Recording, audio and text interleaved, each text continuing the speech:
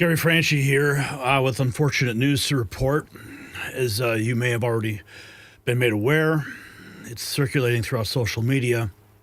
Charlie Kirk was shot at a Utah event today, moments ago.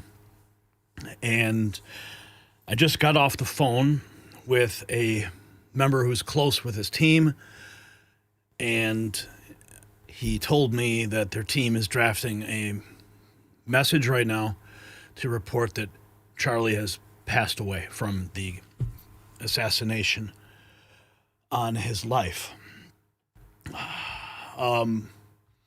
There's a lot of information that's coming in, and there's no official reports as of yet.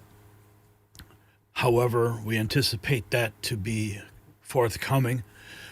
Donald Trump Jr. posting this 8 minutes ago that Charlie Kirk is one of the finest humans that I know. Everyone lift him and his family up in prayer. Multiple images, videos circulating online, some too graphic to present here, have shocked me completely to my core. I don't even know how I can process all of this, but the shooter is in custody, and you can see some of the video footage here of the shooter following the assassination of Charlie Kirk. As you could imagine, the leftists are celebrating his assassination on TikTok in an absolutely gruesome display. Everyone is reacting now. Glenn Beck, Megyn Kelly. Here is some footage. Charlie was shot from a building 200 yards from where he was speaking, according to the Utah Valley University. He was immediately taken away by a security team, suspect in custody. He was brought to the hospital in condition unknown. However, my sources indicate that his condition has been fatal. And right on cue, not just the left, but the mainstream media already attacking Charlie Kirk, blaming him. Talk to me about the environment in which a shooting like this happens. Yeah, and again, to emphasize what you just emphasized, we don't know any of the full details of this. That we don't know if this was a supporter shooting their gun off in celebration, or so we have no idea. Yeah, a supporter shooting their gun off in celebration. That's how they're already framing this. Despicable and disgusting. But following up what was just said, he's been one of the most divisive, especially divisive younger figures in this, who is constantly sort of pushing this sort of hate speech or sort of aimed at certain groups. And I always go back to hateful thoughts. People posting unbelievable visuals of Charlie Kirk, celebrating him. We have the White House Situation Room monitoring, Marco Rubio monitoring the shooting. They're in touch with officials. Looking at a White House official, I'm told the Situation Room and the National Security Advisor, Marco Rubio, who's also serving as the Secretary of State, are both actively engaged. They're monitoring this situation, and they are in contact with state officials. So you've got the Situation Room here and Rubio looking actively into what is going on, receiving updates, and I've also inquired anything they know about the suspect or his condition. I haven't heard anything on that yet, but I did go up to Upper Press immediately when this news broke to see if anything was coming out on this, and I was told that it had just happened, and everyone was in the Oval Office. I was told we'd have an update. A White House official. I mean, if you look at this, the location where he was sitting, he was in a depressed environment, clearly, and everybody was raised around him, and then the buildings. I mean, it was.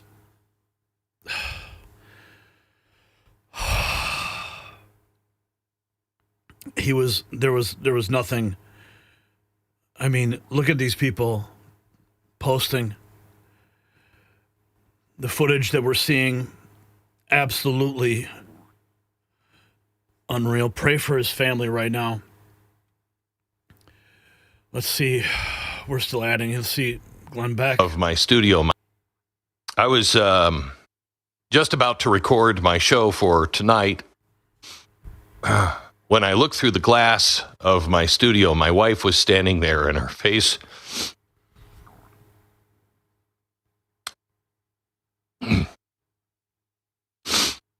spoke volumes to me, and I said, "Stop. Let's wait. I need to talk to my wife." My wife was on her phone with my daughter and my son, who were at a Charlie Kirk event today. And I have just received news that I'm not even going to repeat because I don't have it.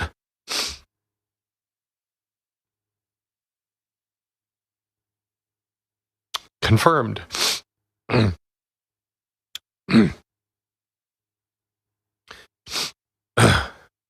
We will confirm what's going on. And when we have solid information, we will bring it to you, and we will be live tonight at 9 with all of the information that you need to know.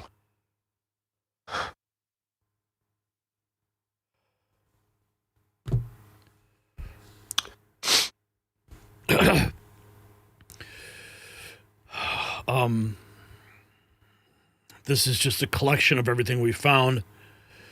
Here's more from MSNBC's disgusting coverage already.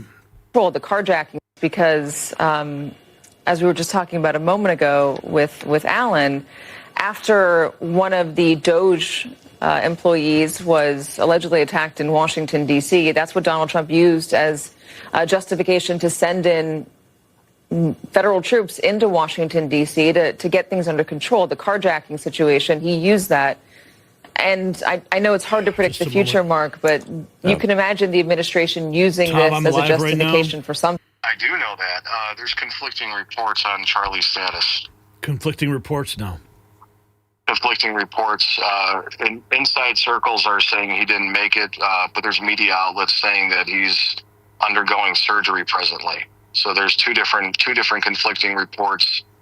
One coming out of inside circles saying that Charlie was unalived at the scene, and there's other reports saying that he was airlifted to a hospital and he's undergoing surgery. I don't know what's true, and the internet does not know what's true presently.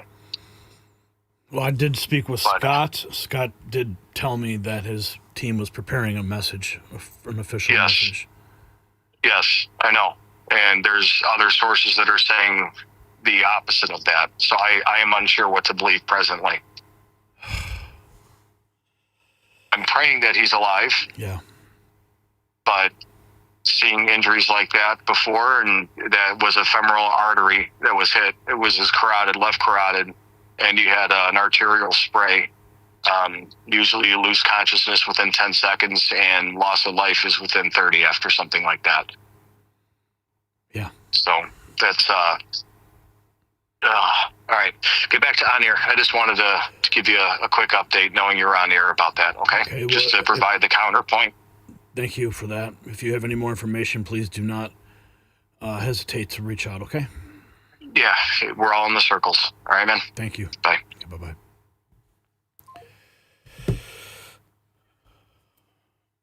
Patel. Yeah, we're showing, by the way, our affiliate in Utah and the aftermath of the shooting. You could see people running away pretty quickly, as you would imagine they would do at gunshots. The FBI director, Kash Patel, has weighed in on this. He just tweeted the following: "We're closely monitoring reports of the tragic shooting involving Charlie Kirk at Utah Valley University. Our thoughts are with Charlie, his loved ones, and everyone affected. Agents will be on the scene quickly, and the FBI stands in full support of the ongoing response and the investigation. Charlie Kirk is a divisive figure, polarizing, lightning rod, whatever term you want to use. Why? God, these people have zero shame. Zero shame. Todd, my producer, just messaged me, told me that there's belief that it ricocheted off of his chest. And I've seen the video, I've analyzed it frame by frame already, and it does appear that it hits his chest and then goes into his neck. Todd's confirming that he does, in fact, wear a bulletproof vest at these types of events. Gentry Jeevers, the liberal media, is 100%, 1,000% responsible for the deranged boomer shooting Charlie Kirk. Everyone needs to pray for Charlie right now. MSNBC calling him divisive. Oh, don't, I can't play that? Oh, my God. Where's...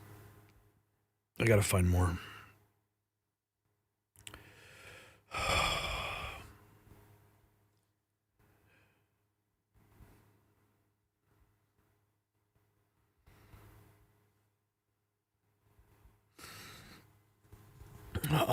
Where's that video of Van Jones? Is it in that folder?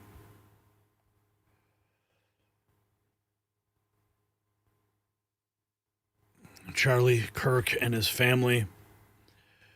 CNN's Van Jones lied about the brutal murder of Irina Zaratruska, claiming the word white was never mentioned except only by Charlie Kirk. That was false. The killer said it twice. The horror of what happened to this young woman. Hurt people. What happened was horrible, but it becomes an opportunity for people to jump on bandwagons. And then for someone like Charlie Kirk, he should be ashamed of himself. No one mentioned the word race, white, black, or anything except him. Just yesterday we were covering the horrible murder of Irina Zaratruska, and Charlie Kirk coming out strongly about this racially motivated killing. President Trump just posting, "We must pray for Charlie Kirk, who has been shot. A great guy from top to bottom. God bless him." Dan Scavino posting that. Let's see if there's anything else from Dan Scavino.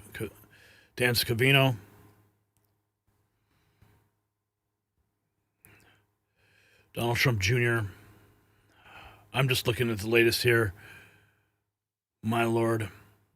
Trans and far-left extremists on Blue Sky are celebrating the shooting. He had been discussing the trans mass shootings in the United States. People wishing him death. Wow. People, unbelievable. I'm not even going to read these people's remarks.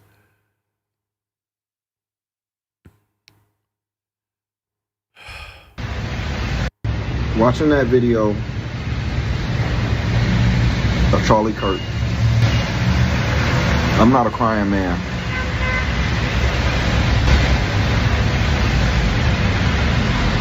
But I just can't believe this. Yeah, I can't believe it, man. We fight so much on this app. We fight so much on this internet over just frivolous things that's so unimportant, and there are people out here trying to kill us, and we still try to kill each other. They just shot this man in front of the whole world.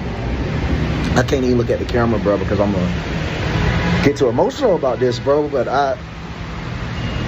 we just gotta stick together, man.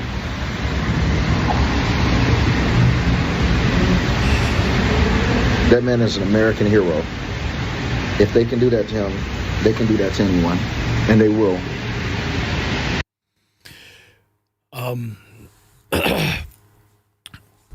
I could tell you that I was sitting on my couch, and just collecting the news for the day. And then I saw the post that came out. I saw the video that came out and immediately started crying. I saw the second video, other angle, and I knew at that moment that there was no way that he would be able to survive such a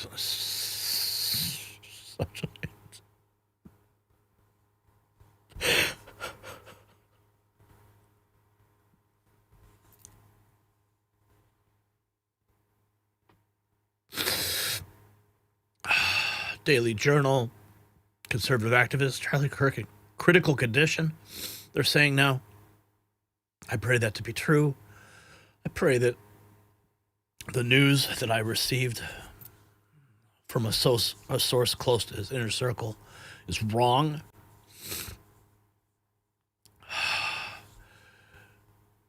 Let's see, Brian, what is the time on that? What's the timestamp on that article?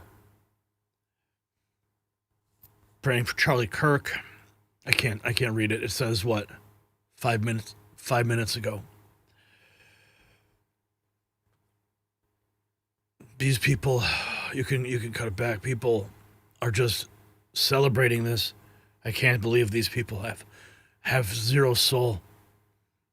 America will never be the same after today.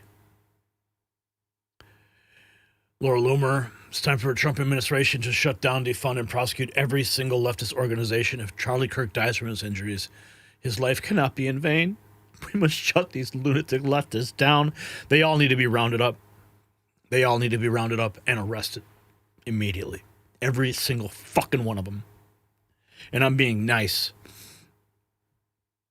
Authorities have confirmed Charlie Kirk's shooter is Michael Melanison, a registered Democrat in Utah.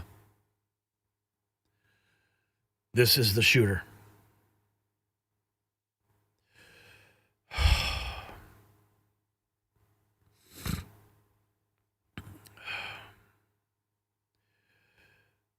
He dedicated his life to this fight, gays against groomers' rights. He dedicated his life to this fight, and our nation needs him now more than ever. I remember meeting him at a Trump event many, many years ago.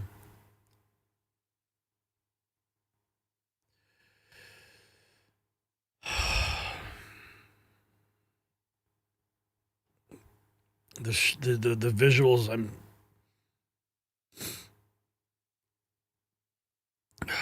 Erica Kirk, the wife of Charlie Kirk, posted a Bible verse hours before he was shot. Psalm 46:1. God is our refuge and strength, a very present help in trouble.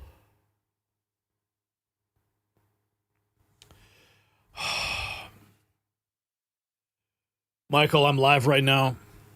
Yeah. Is it? I just saw your. I just got off the interview with Europe, but is it true that Charlie Kirk passed away? That's what I just heard from Scott. Oh my God. He told me that his circles are drafting a message right now.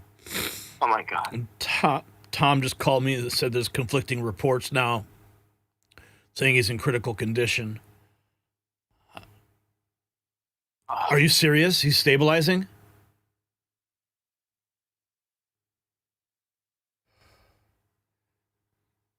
Okay, I just hope to God that he is correct. I don't know. Yeah, if there's someone shot in the neck, do they have any footage or video? Yeah, the video is absolutely horrible. Can you send it to me? I haven't seen it. It's on my X account. Just go to X and just type it in. There's I can't play it on my show here, but there's footage here that's so horrific. I mean, the amount of blood loss in the shot that I saw, in the video that I saw, I don't know how anyone could survive that. I just pray that he does. Oh, it says something went wrong. I don't think they probably took it down. I don't know. I'm trying to see if I can see it. Here? Yeah, I'm here. What? Wait, I'm trying to see if I can. Where's the? Was it right here? Oh, please God, no. Yeah. Oh my God. Yeah. Yeah, there's just no way that you can come back from. I don't know. I mean, good God. Oh God. Oh my God. Yeah. God.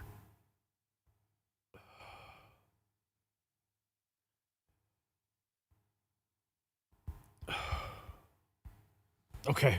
If you hear anything, let me know. Okay. I will do. Please do. Okay. Bye. Bye bye. Um.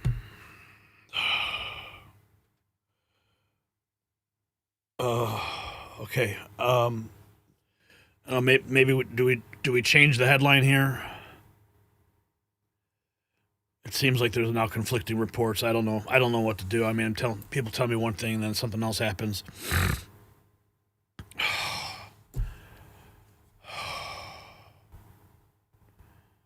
Good God, I can't even. What are the people in the comments saying?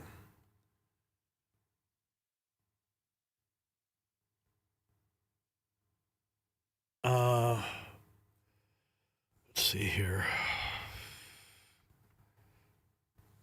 I can't even keep up with it.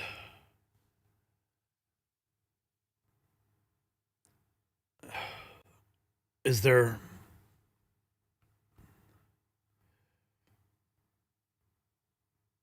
Okay, Astro Blitz is saying he's alive in critical condition. AP says critical condition.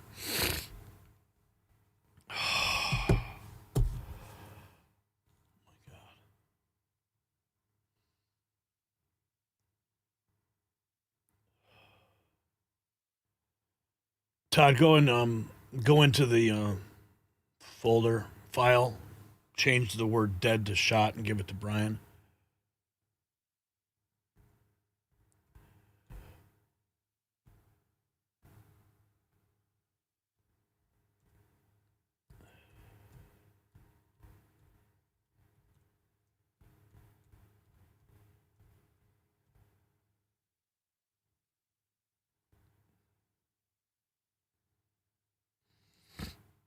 Okay, we're going to update our headline and our thumbnail to reflect the updated news. Oh my God. Please, please, please, please.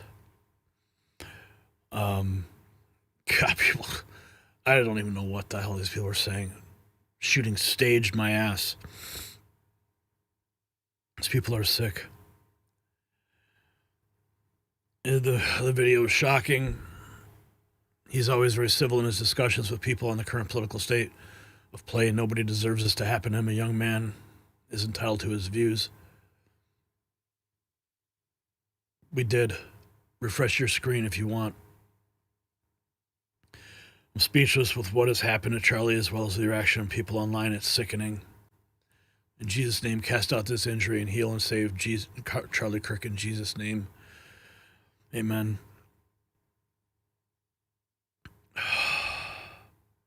Oh no. I just see these pictures with him and his family, and it's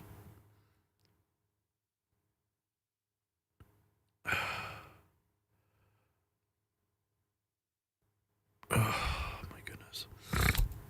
Oh no, no, no, I can't look at that.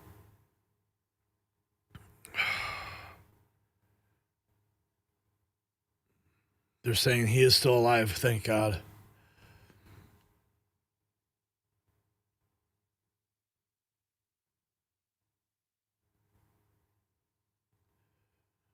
Pray for Charlie. Today it's Charlie Kirk, tomorrow it could be someone you agree with. If we normalize violence in politics, none of us are safe. The line has to be drawn.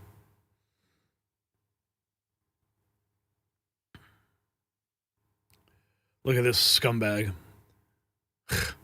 Stop posting the Charlie Kirk videos. My fingers hurt from liking them all.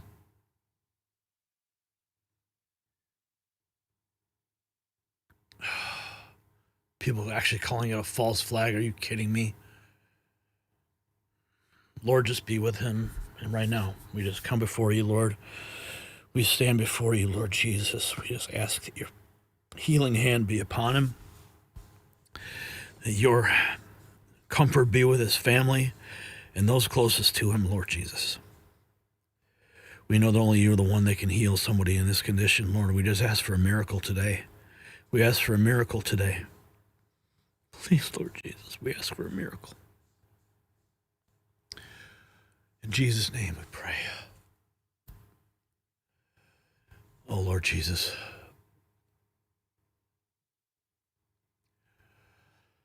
Oh, my goodness, what do we... Let's see if there's anything else here. Please.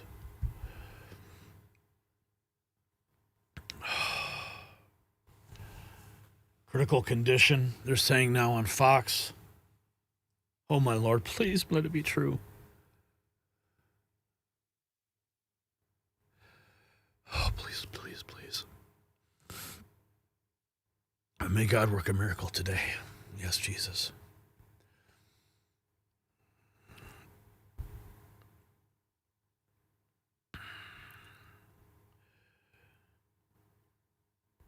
This is unfreaking believable.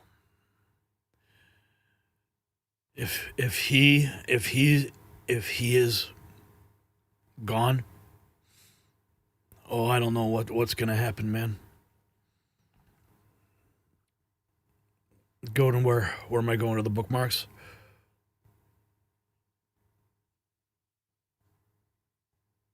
Okay.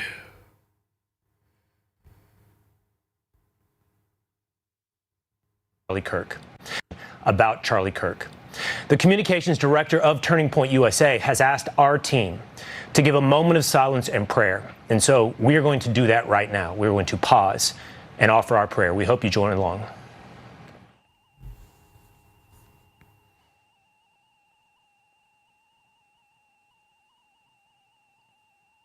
However, and to whomever you pray, I hope in this moment that you can pray for Charlie Kirk. About Charlie Kirk. The communications director of Turning Point USA. Oh my goodness. MSNBC, 13 minutes Lashing out ago. online. People are really upset, and they start lashing out online, and they start blaming others for what led up to this. I mean, we see it when Democrats are targeted. We see it when Republicans are targeted, and we're seeing it with this. Anna Paulina Luna, who's a representative from Florida, has put this out on X. She's blaming the Democrats. She's blaming the rhetoric the Democrats use calling Republicans fascist. She's saying you are the hate. If you're in the FBI field office and you see this sort of stuff bubbling up online, how worried do you get about somebody taking up the cause of Charlie Kirk and lashing out on somebody who's seen as a Democrat? Oh my God.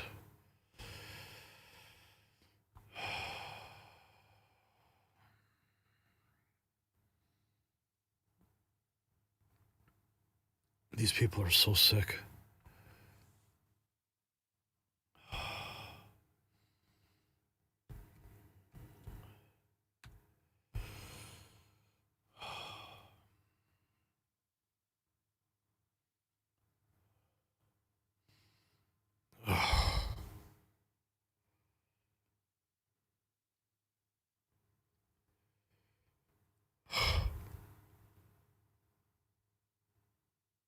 One of the most divisive, but following up with what was just said, he's been one of the most divisive, especially divisive younger figures in this, who is constantly sort of pushing this sort of hate speech or sort of aimed at certain groups. And I always go back to hateful thoughts lead to hateful words, which then lead to hateful actions.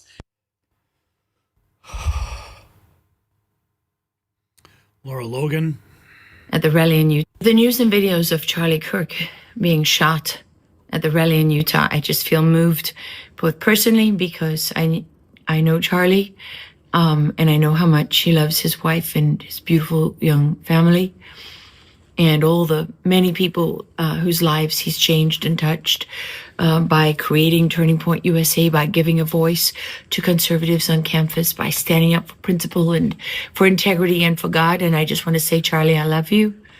And so grateful for all that you do. This is a rough moment.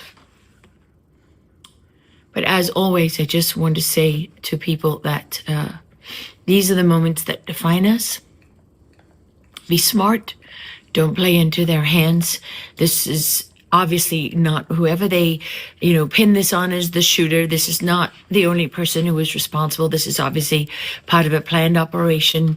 One of the obvious goals would be to incite hatred and unrest and violence and civil war. And what would be the ultimate objective of something like that? It would be to derail accountability. The response to this should not be weakness. The response I would like to see from this is door-to-door arrests of all the people involved in treason and sedition, from the John Brennans to the Susan Rices to the James Clappers to the Comeys to the Avril Haines, to all of the people involved in betraying this country and undermining the will of the American people. It is now time to act. And that does not mean rise up and play into their hands. It doesn't mean anything like that. It does not mean be weak. It does not mean turn the other cheek. It means stand and be heard, stand for principle, demand action, and be united. Don't let these things divide us, because we are one nation under God, and we are praying for Charlie, and we're praying for his family. And I'm praying in this moment for this nation. The news and videos of Charlie Kirk being shot at the rally in Utah, I just feel moved, both personally because I... Okay, Glenn Beck's saying he has a pulse. To know that I just read your tweet to the audience. Are you hearing that from people who are in a position to know that Charlie I am. That he's alive and that he's in critical? I am. Spoke to somebody in a position who knows, who said he has a pulse.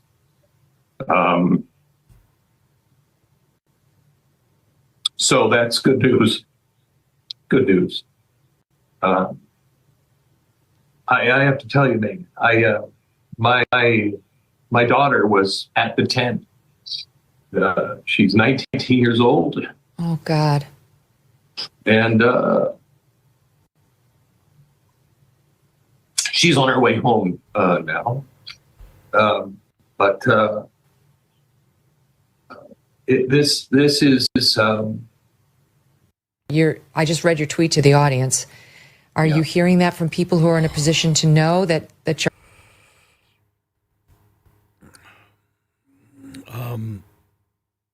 Now they're saying the suspect is not in custody. What? Are you serious?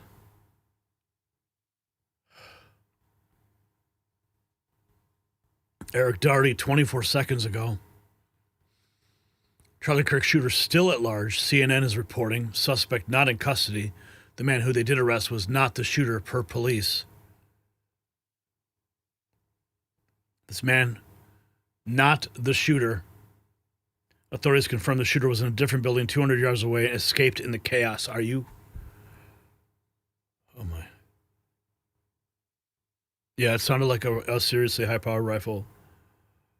And now, I want to bring in now, let's start with this new statement from Utah Valley University. We had a speaker, Charlie Kirk, invited by a student group, Turning Point USA, speaking on campus today at noon. At about 12:20, shots were fired from a building about 200 yards from the speaker. Now, this is new. According to the best of our knowledge, the individual was hit and was taken away immediately by his security personnel. That individual, of course, is Charlie Kirk. Campus is closed for the rest of the day, and our campus police have a suspect in custody. So that is new information. 200 from a building. Well, that's, of course, now conflicting. It's not looking good. Oh, my God. So Ryan Rozbiani, Charlie Kirk is reportedly stabilizing but in critical condition after being shot at Utah Valley University. There are conflicting reports right now. Another source from TPUSA says it's not looking good. Oh my God. Charlie Kirk being rushed to a waiting car.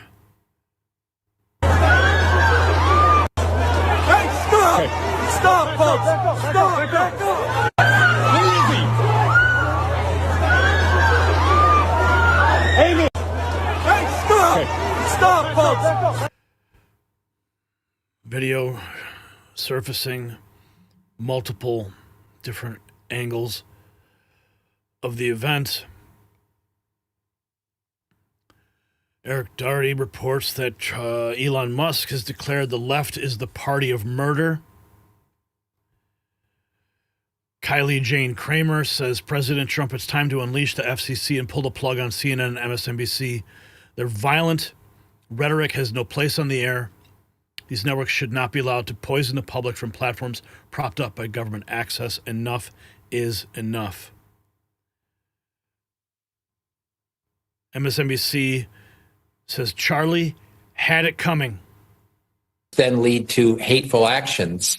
And I think that's the environment we're in, that people just, you can't stop with these sort of awful thoughts you have and then saying these awful words and not expect awful actions to take place. Matt. And that's the unfortunate environment we're in. Turning Point USA has confirmed that he was shot. And there are a number of... Then lead to hateful actions. And I think that's the environment we're Michael, in. I'm on the air. What's up? What have you got? Oh, I cannot say this on the air. I have to be off the air. Okay, hold on. People just, you can't stop with these sort of awful thoughts you have and then saying these awful words and not expect awful actions to take place. Matt. And that's the unfortunate environment we're in. Turning Point USA has confirmed that he was shot. And there are a number of... Then lead to hateful actions. And I think that's the environment we're in, that people just, you can't stop with these sort of awful thoughts you have and then saying these awful words and not expect awful actions to take place. Matt. And that's the unfortunate environment we're in. Turning Point USA has confirmed that he was shot. And there are a... Okay. Oh my God. Yeah. So it appears as our earlier headline was correct.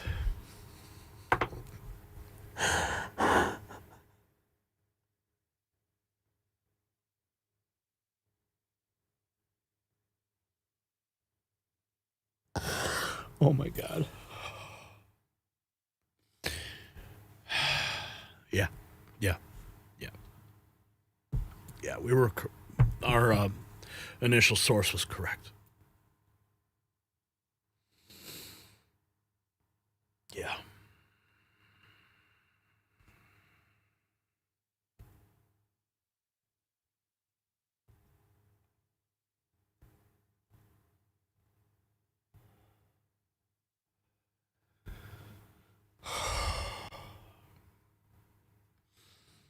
Yeah.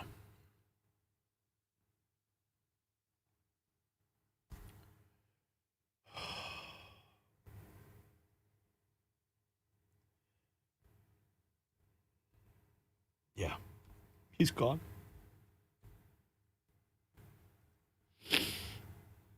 Oh my God.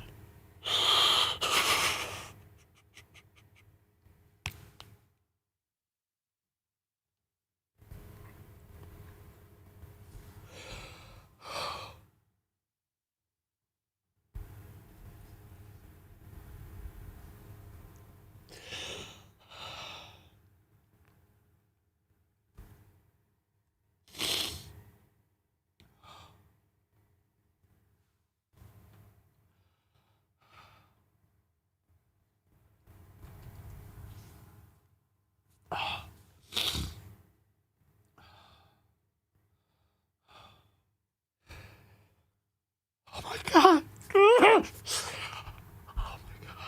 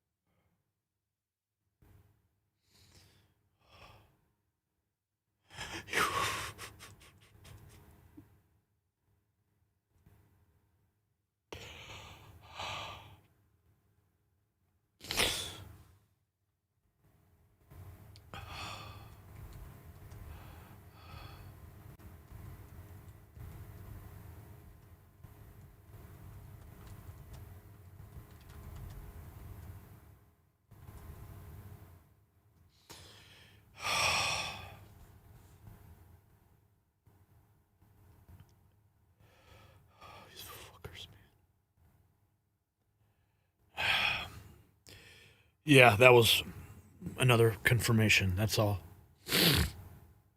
That's why I'm updating the headline.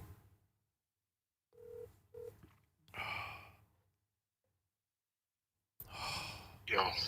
I just got another call. Yeah, he's gone, dude. Another one? Well, yeah, secondary confirmation from what Scott told me earlier. Yeah, Glenn Beck just tweeted that he's in surgery. Yeah.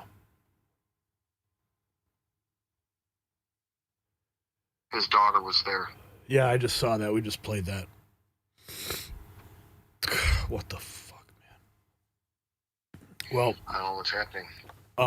Hold on.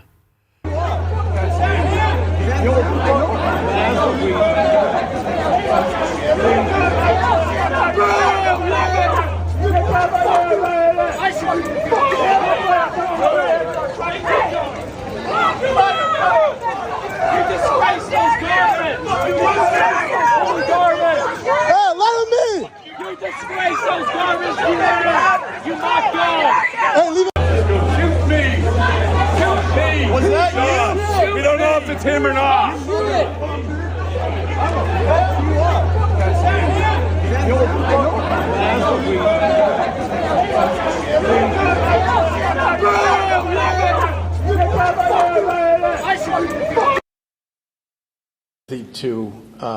My sympathy to Charlie Kirk's family and to Charlie Kirk, who obviously has,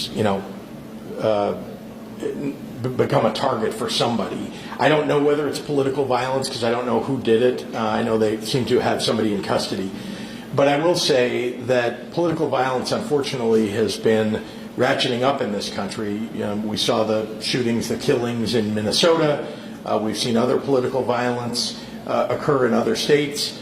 And I would just say it's got to stop. And I think there are people who are fomenting it in this country. I think the president's rhetoric often foments it.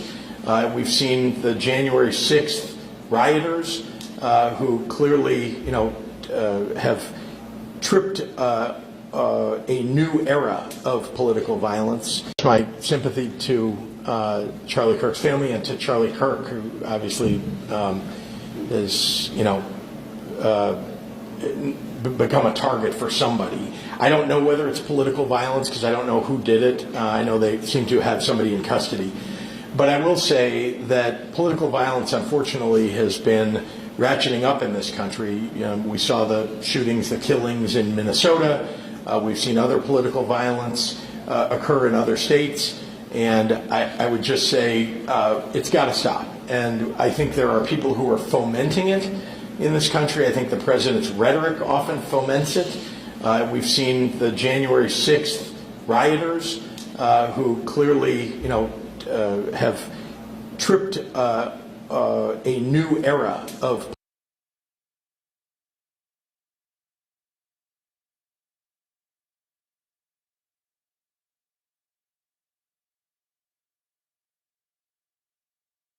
Hang on, please. I'm on the air, Ange. Officials confirmed Charlie Kirk has died at 31 after being shot. Just the News posted this 7 minutes ago. Who's that report? Just the News. Yeah, just the News. Yeah, Real America's Voice just posted it. Oh my God. Yeah, he passed. Okay. Okay. All right. Bye. Bye. Bye.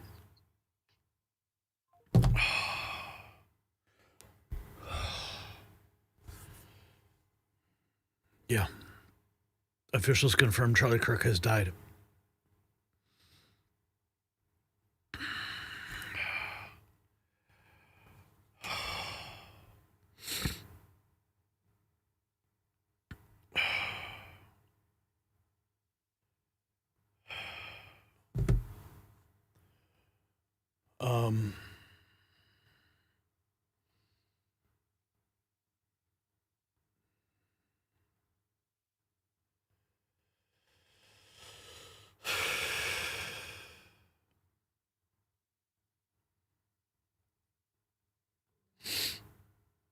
Oh, okay. All right. Oh,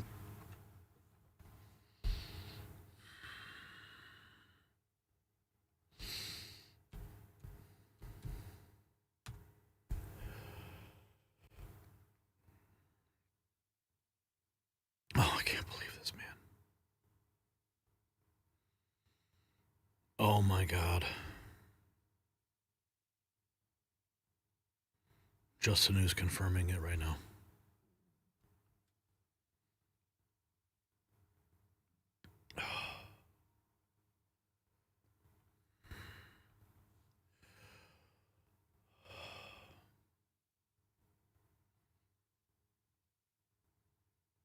Can't believe this.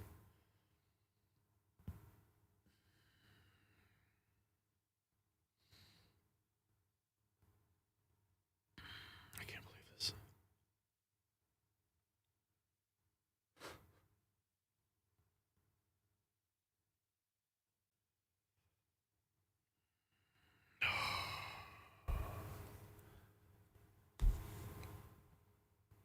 Kirk was speaking at a Utah event in Orem, Utah, where the shooting school confirmed police have a suspect in custody.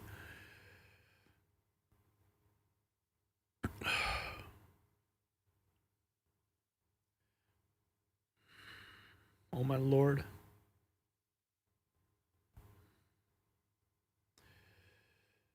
Oh no. Conservative influencer and media personality Charlie Kirk has been pronounced dead following a targeted shooting today at Utah Valley University.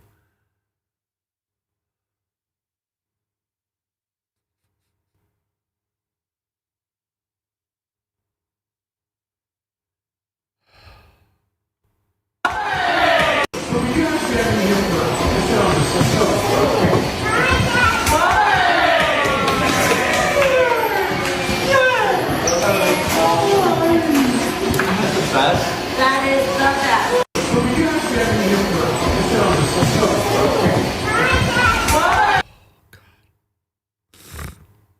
Illinois Governor Pritzker blaming Trump. What a fucking asshole.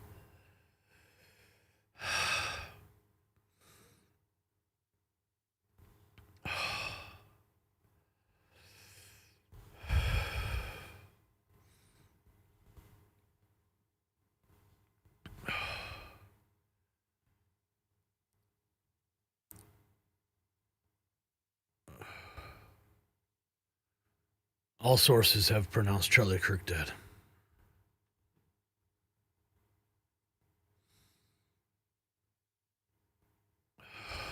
These people. I can't believe what these people write. These people have no effing soul at all.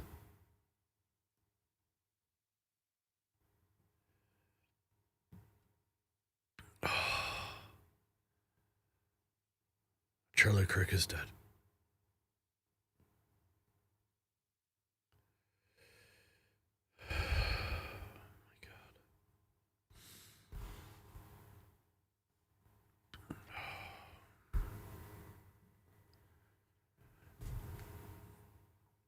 Um,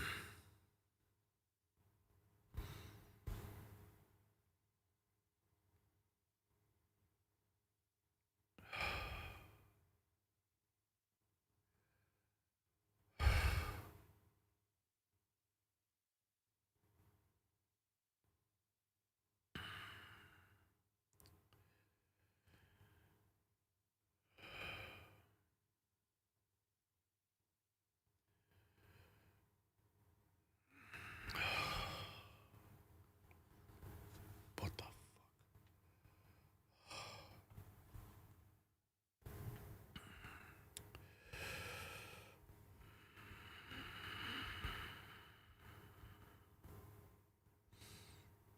I don't even know what to do.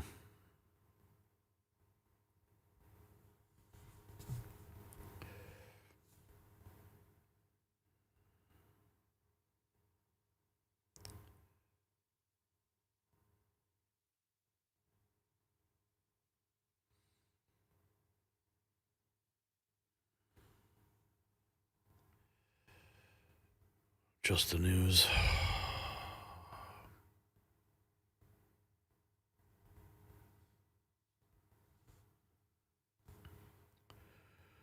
Officials confirm.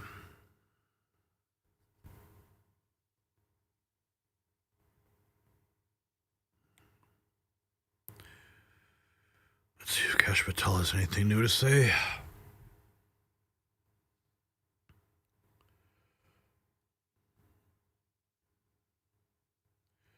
Real America's Voice.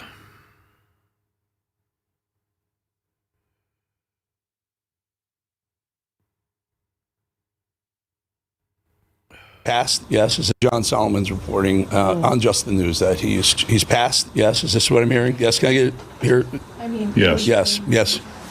Wow, right here, Rav, at this moment, guys. Let's go around the horn, Gino. You were continue on the horrendous news that Charlie Kirk has passed. Well, my prayers are for Erica, for her children, for his family. This is beyond devastating, Eric. I've known Charlie, as I said, since he was a child, running around, coming to conservative events.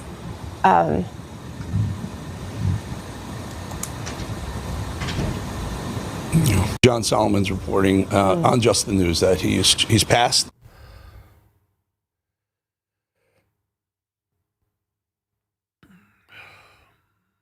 Here's Real America's Voice. Just the News reports. There's even a community note on this now. Someone that says there are no confirmed reports of this. Yeah? Well, I just got 2 phone calls.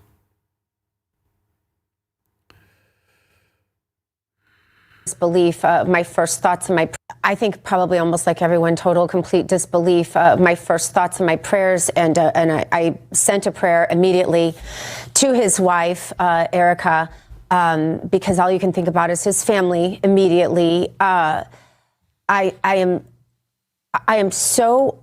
don't know. There's something about this that is pivotal for us, I think, Eric, and John alluded, Steve alluded, but it feels like open season on certain groups of people in this country right now. And I don't think that we should take that lightly, because maybe we've taken it too lightly for too long. And maybe this is an indication of that. While the people who were supposed to be keeping us safe, Eric, were chasing down church ladies speaking up for life, were chasing down J6ers, chasing down innocent people based on their politics, this guy who did this to Charlie Kirk, we're not being pursued.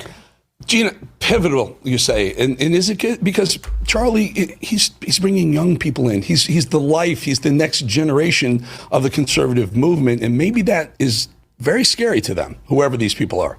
Yeah. I mean, I've known Charlie since he was literally just a little guy. I think since he was 14, I've known him. He grew up with my children in politics. And this is just so unbelievable from every perspective. This is unbelievable. And I think we just have to pray. And I think that was my first reaction, is just pray. Everyone that sent me a text immediately, my first words were just pray. And I think we still continue to pray. We pray and we continue to pray no matter what. God has this family in his hands. He has our family, our Rav family, our Patriot family in his hands. And that's where our hearts need to stay, is at the throne of God on our knees. I think probably almost like everyone.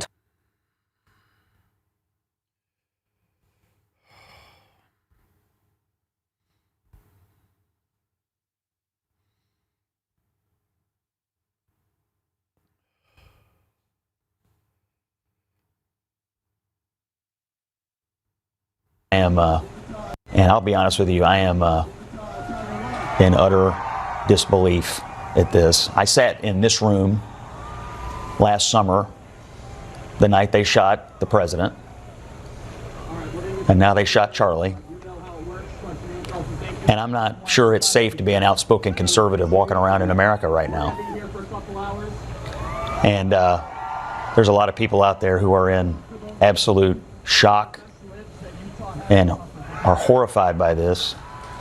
And I don't know what's going to happen, other than to tell you that this nation is in desperate need of prayer and some kind of an intervention, because when you can't, I mean, what was Charlie doing? Making a speech, engaging in rhetoric, having a debate. That's the bedrock of our nation. And now you can't go out in public and engage in speech. It's the opposite of violence. Speech is the opposite. And so, I don't know what's going to happen to Charlie. All I can really think about is his poor wife and those two babies. And so, I think the best thing any of us can do right now is just pray for his recovery and pray for their comfort, because God help us, we're in a bad place. And I'll be honest with you, I am in utter disbelief at this. I sat in this room last summer, the night they shot the president. Florida Governor Ron DeSantis. Shooting in Utah. A comment on the shooting in Utah involving Charlie Kirk.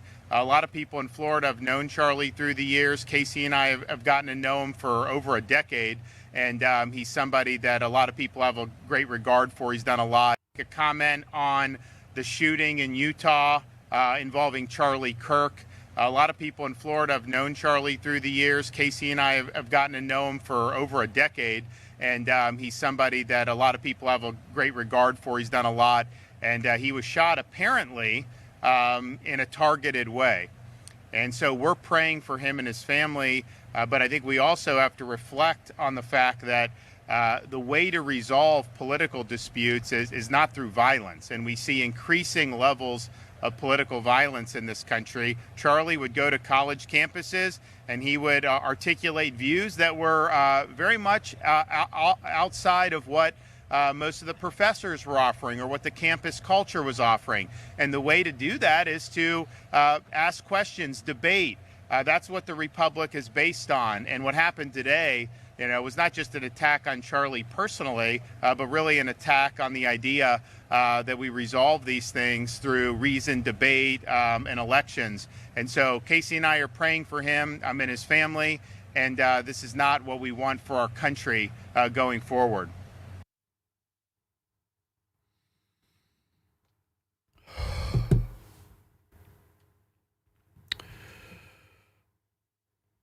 Look at these people. Look at these people.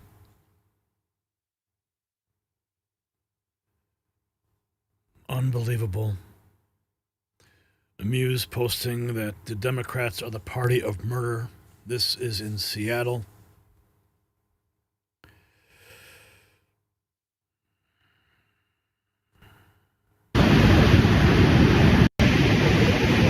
Charlie Kirk just got shot.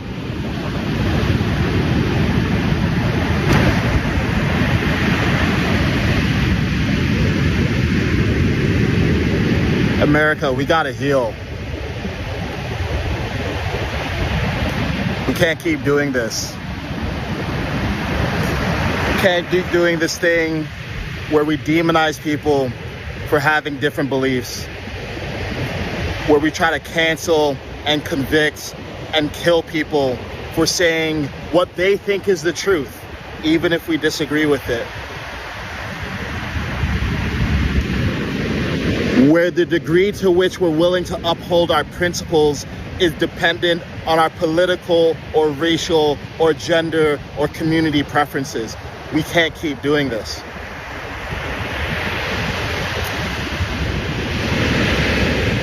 Charlie was shot because he's honest and people listen to him. Even if you believe he was wrong about every single thing that ever left that man's mouth, he was shot because he's honest. And somewhere along the line, we became so arrogant, so convinced of our own righteousness, that we have people in this country who believe that when someone says something we disagree with, it's right to kill them. We can't keep doing this.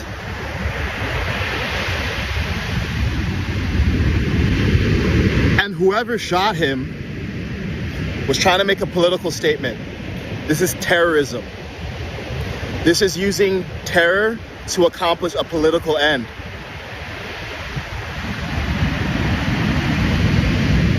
And I don't think anyone who's committed to honesty and decency should be quiet.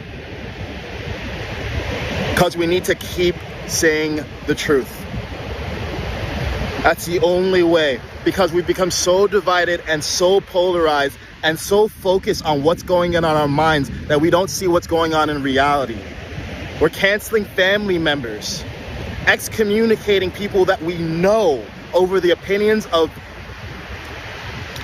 opinions of people that none of us actually know. We can't keep doing this. We gotta heal. And it takes all good people with clear minds and sound hearts to do it. To say no matter what, violence is never the answer.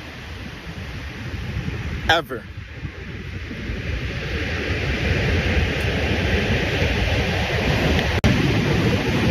Charlie Kirk just got shot.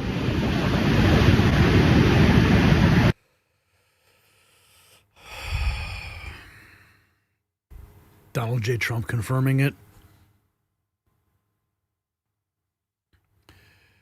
President Trump announcing the death of Charlie Kirk. Charlie Kirk, the great and even legendary Charlie Kirk, is dead. No one understood or had the heart of the youth in the United States of America better than Charlie. He was loved and admired by all, especially me, and now he is no longer with us. Melania and my sympathies go out to his beautiful wife, Erica, and family. Charlie, we love you. Donald Trump confirming the news.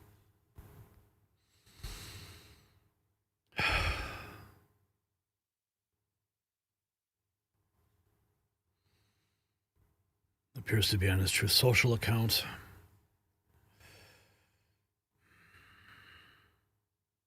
Rapid Response 47, the official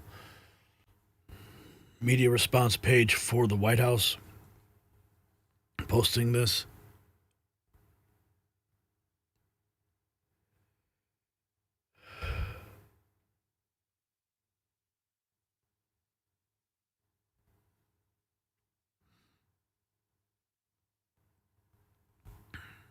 People reacting. I hope Donald Trump unleashes the full force of the American military and intelligence communities on these deranged leftist lunatics.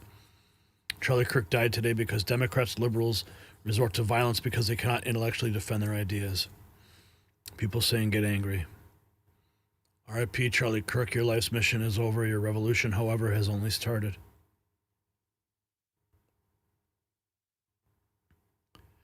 Sending prayers. It's a dark day for America.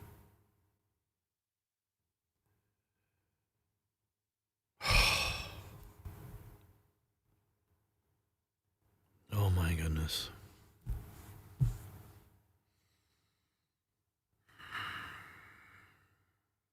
Truth Social. President Donald Trump is announcing on Truth Social, the great and even legendary Charlie Kirk is dead. No one understood or had the heart of the youth in the United States of America better than Charlie. He was loved and admired by all, especially me, and now he is no longer with us. Melania and my sympathies go out to his beautiful wife, Erica, and his family. Charlie, we love you. Charlie Kirk, according to the President of the United States, is dead.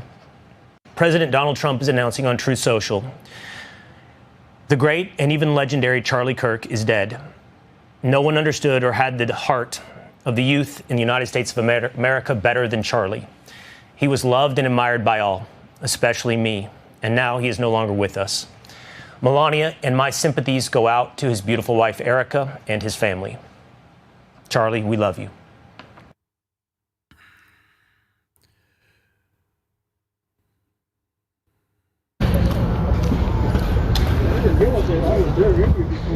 É que ele não conseguiu me mandar porque ele foi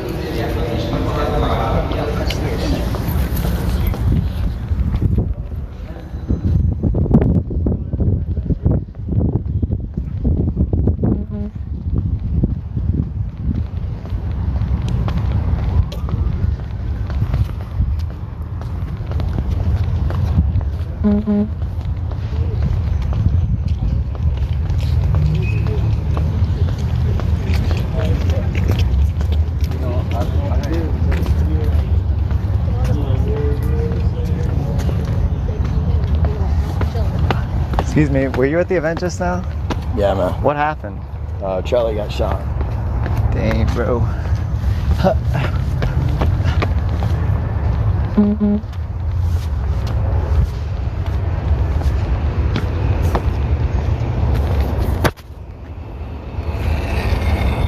There's people standing around over yonder. Let's go interview them.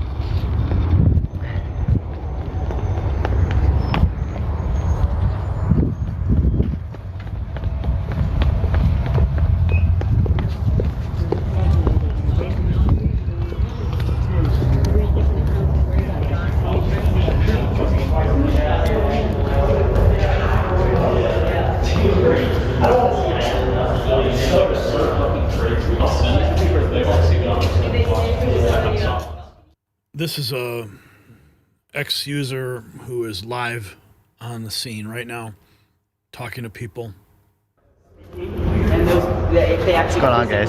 But then somebody else said. Were you guys at the event? Yeah, we were. Okay. What what happened? Shot.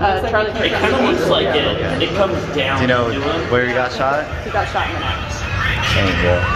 Yeah, because like his body recoiled. You guys get videos and stuff? We do have video, yeah. Yeah. Y'all talk to police and stuff already? We weren't even in there yet. Okay, gotcha. Were y'all were in the event though? No, we were heading there. We had one person with us. That was Yeah. How long was it? How long was it planning to go for? Was it supposed to be an all day kind of thing? It ranges. You looked it up on ChatGPT. Yeah. It was like an hour and a half to 4 hours. Just depends on the event. Could be as long as 6. Like could be 2 questions and a gunshot. Or 1 question and a gunshot. Gotcha. Yeah. But you were on your way and then you heard and you only made it this far? He called us and was like, hey, like turn around, like he got shot. Dang, bro. Dang, insane. Oh my god. Are you Chase? Oh my gosh. How's it going? These are my friends. Long time no see. Yeah. That's crazy. We grew up together. Oh no way. Another Minnesota. one of your friends. Dang, were you at the event? No, we were on you our were way. just walking on your way. Dang, bro. My brother called me and told me not to come in, so. Yeah. Were you there? Kate was there? Yeah, no, I wasn't he was there. watching it, yeah. I was planning on going. I was just like too tired this morning. I was like, it's not worth it. Yeah. You're here now, though. I'm here now. My friend's coming with the camera. We're gonna interview people. Oh yeah. We're in the cinema production major, so. Oh. Fun. Crap, we do. Heck yeah. Content. No real. Yeah, we'll see. It's kind of like, you guys know Andrew Callahan? No. Like I feel like I've heard that. yeah, he's like a YouTuber. He's gotten into like, he like interviews. He got big during like the Minneapolis riots. He was like the only person actually interviewing the rioters. Anyway, we're trying to do stuff like that. We're interviewing people. That was Yeah, it's crazy. Scary. Do you know, are they like kicking people out? Is the entire campus evacuated? I don't think it's the entire campus. It's just the building. You can't go to the building. I don't know. Just this building right here? Or? I think it's. I don't know. They in the CD building. They came and like were yelling at us to get out. In the Clark building or the CD? Or yeah, Clark building. Yeah. Okay, gotcha. But yeah, because after we heard that, we're like, we should go to the bathroom, but then go back to the car. Yeah. But we walked across all the campuses, so I'm assuming campuses. Yeah, like semi-open. Semi-open. Oh no.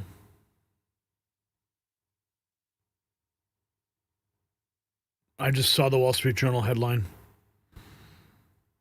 Thank you, Brian.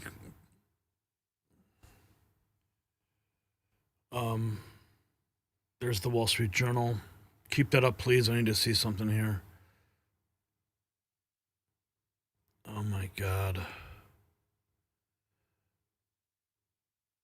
I can't believe this. I'm going to give you some credit. Do you know how many mass shooters there have been in America over the last 10 years? Counting or not counting gang violence? Great.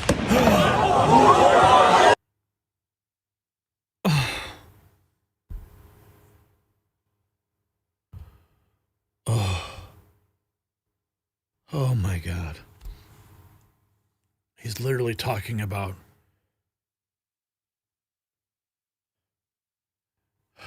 I'm going to give you some credit. Do you know how many mass shooters there have been in America over the last 10 years? Counting or not counting gang violence? Great.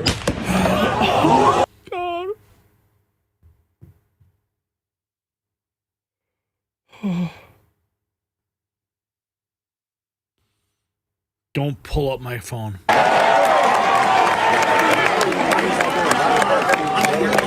It's 5. Okay, now 5 is a lot, right? I'm gonna give you some credit. Do you know how many mass shooters there have been in America over the last 10 years? Counting or not counting gang violence? Great.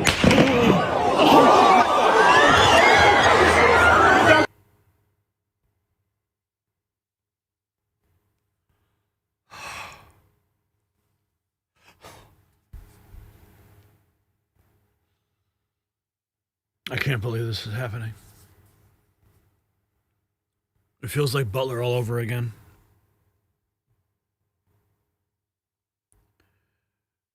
Oh my God. Oh my Lord.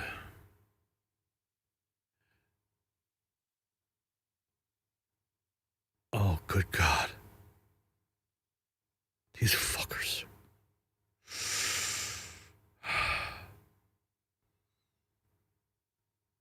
Oh my God.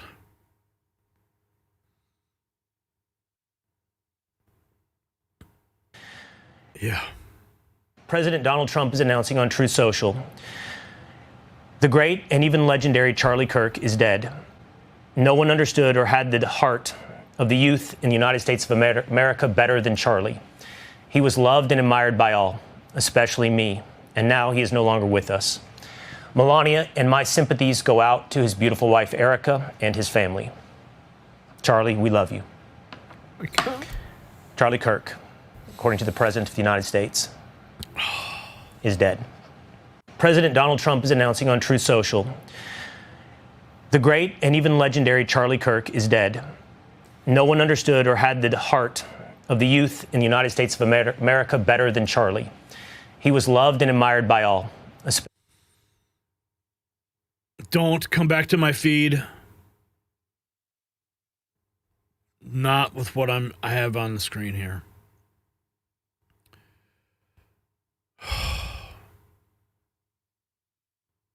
I know I can't show it. I just can't.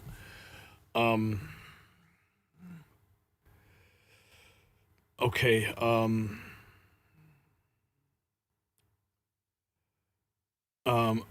I'm sorry, Todd, but I need you to do this.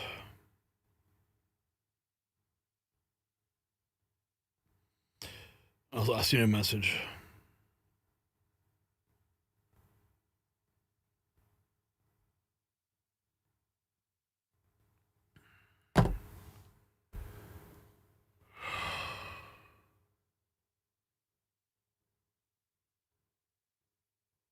Okay.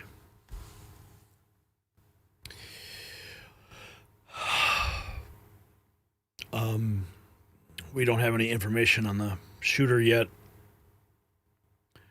Donald Trump confirming it.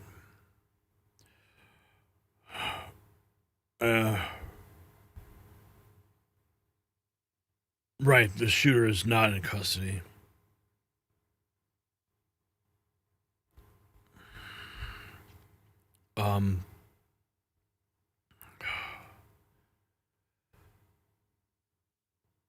Let's see if there's anything else here.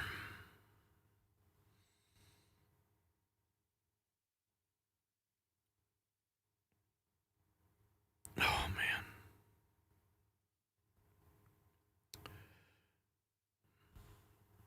Okay, Brian, you can bring up my feed again. Reviewing some of these takes from individuals. Charlie Kirk killed in cold blood by a Democrat who hates the United States. These latest killings prove that it's the Democrats who are the violent ones. This person,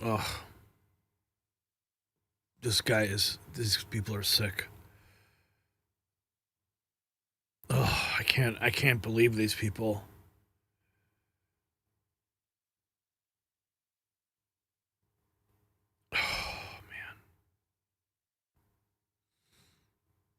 Oh, my Lord.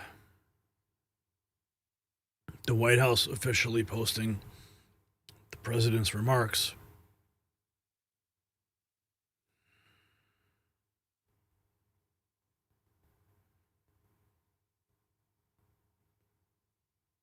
President Trump's heartfelt words capture the profound loss of Charlie Kirk, a true legend who ignited passion for conservative principles among America's youth. Kirk's dedication through Turning Point USA inspired countless young people to stand firm against leftist indoctrination. His sudden death from his cowardly shooting at Utah Valley University leaves a void that cannot be filled. Trump's tribute extending sympathies to Erica and the family reflects the deepest respect Kirk earned from leaders who value freedom and truth. This tragedy is no accident. It stems directly from the venomous climate cultivated by the Biden-Harris administration and Democrat radicals. For years, they demonized conservatives like Kirk and Trump as existential threats, with Biden's inflammatory speeches and Harris's radical agenda painting them as enemies to be eradicated. The multiple assassination attempts on Trump by leftist extremists during the 2024 cycle from Butler to West Palm Beach set the stage for this violence.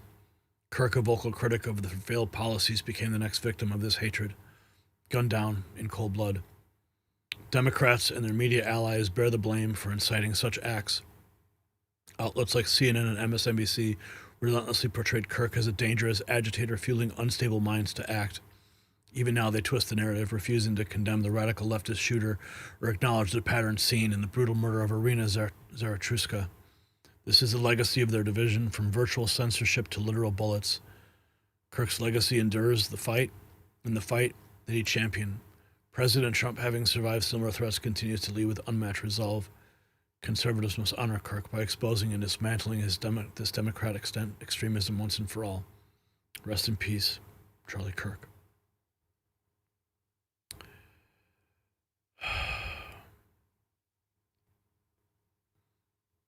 Look at that.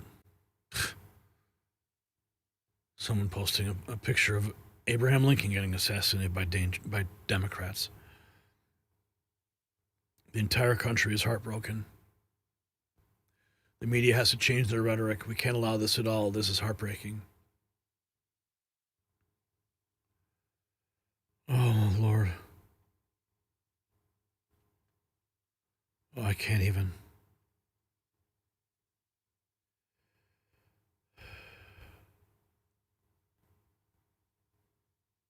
The Democrat Party is not a political party. They are a domestic terrorist organization masquerading as a political party to bring down America. Son of Liberty 357 posting that picture.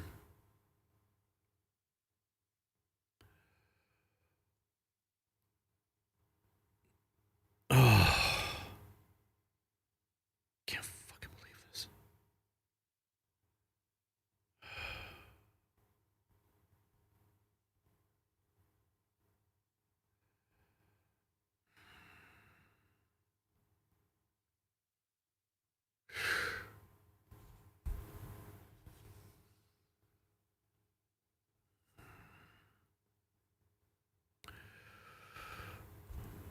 How can the shooter still be at large?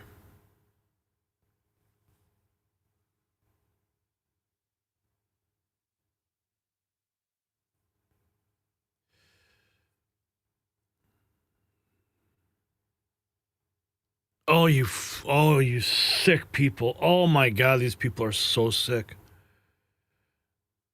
Oh no. Oh. Oh my God.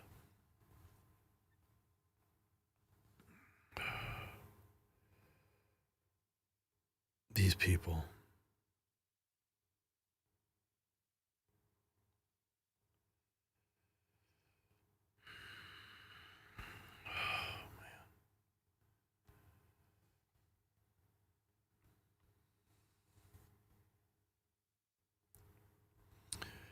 Charlie Kirk did nothing but use his First Amendment right.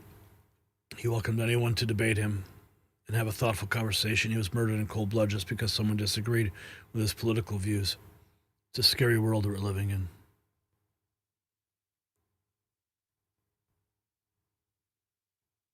Oh. My goodness.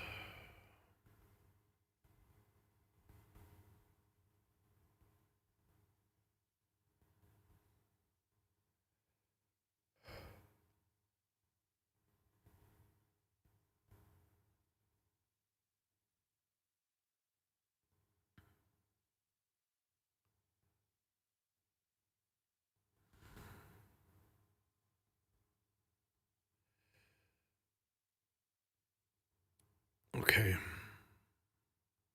Still no word on this shooter.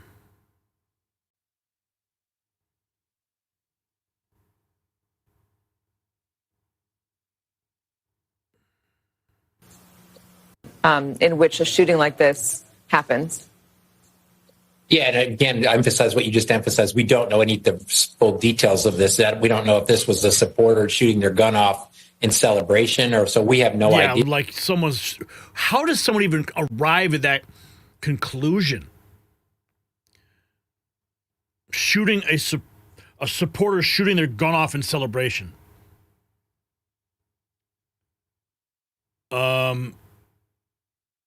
Okay, this just in. A name that's circulating is Peter Lowell of Celtic FC. What is that? Peter Lowell of Celtic FC? FC?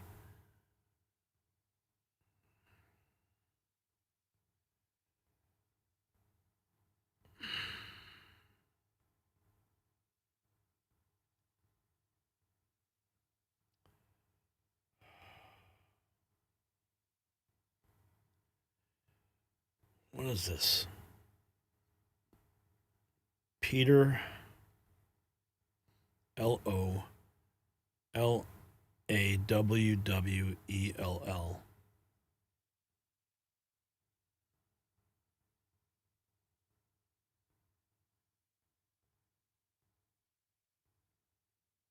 It's got to be a joke.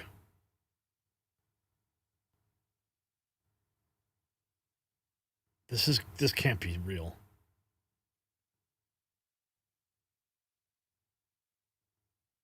Celtic Football Club? This has got to be a joke. It has to be. Yeah, I think this is just a troll. Because I think it's some Irish football club. That's disgusting. That makes no sense. Someone from Europe? Give me a break. Probably just, I don't know why someone would make something up like that.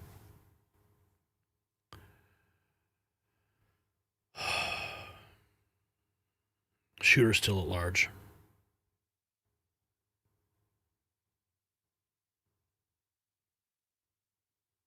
Murdered because of his politics.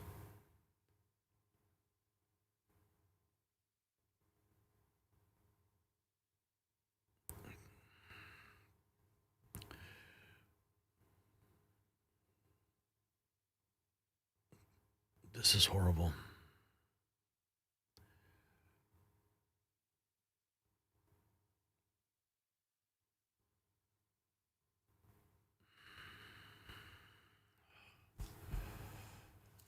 Okay.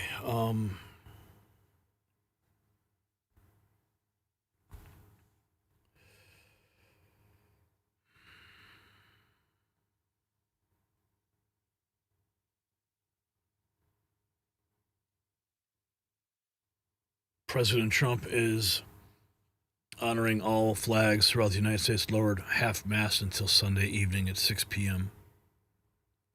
Still no suspect in custody. All flags lowered to half-mast. They did arrest somebody to my newsroom here, but law enforcement is telling me they do not have a suspect in custody right now. They did arrest somebody, but it was that was the question I was going to ask you. We saw video of them, of law enforcement holding someone down, but we don't know for a fact that's the alleged shooter right now. Is that right? That's right. Okay. And right now they're saying they do not have a suspect in custody. There is some concern that this was carried out in sort of a sniper way. I think they're still sweeping the campus.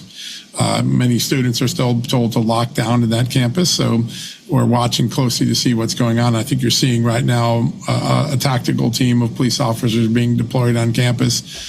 A grid-by-grid search is a normal thing, building-by-building search, till they find the location and the shooter. But this is a story that is a long way from being finished, and we'll get more as time goes on. But that's the very latest I have from law John, do enforcement you right now. have any further? I know you're very, very close to the FBI and some of those folks, Cash and Dan. Have they indicated to you anything, any information that they have what their other, moving assets in place now? FBI's deployed their best in Utah. Obviously, this is a more distant location. It's not in a major urban area. So there's a lot to still be reckoned with, but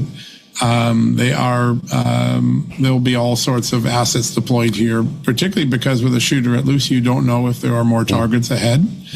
And so there is a legitimate safety issue until you get that shooter or shooters in custody. So again, very tragic stuff. We don't know if this is an American, a foreigner.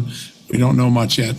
To my newsroom here, but law enforcement is telling me they do not have a suspect in custody right now. They arrest somebody. That, but it was that was shooter. the question I was going to ask you. We saw video of them, of law enforcement holding someone down, but we don't know for a fact that's the alleged shooter right now. Is that right? That's right. Okay. And right now they're saying they do not have a suspect in custody. There is some concern that this was carried out in sort of a sniper way. I think they're still sweeping the campus. Many students are still told to lock down in that campus, so we're watching closely to see what's going on. I think you're seeing right now a tactical team of police officers being deployed on campus. A grid-by-grid search is a normal thing, building-by-building search, till they find the location and the shooter. But this is a story that is a long way from being finished, and we'll get more as time goes on. But that's the very latest I have from law John, enforcement. do you right now. have any further? I know you're very, very close to the FBI and some of those folks, Cash and Dan.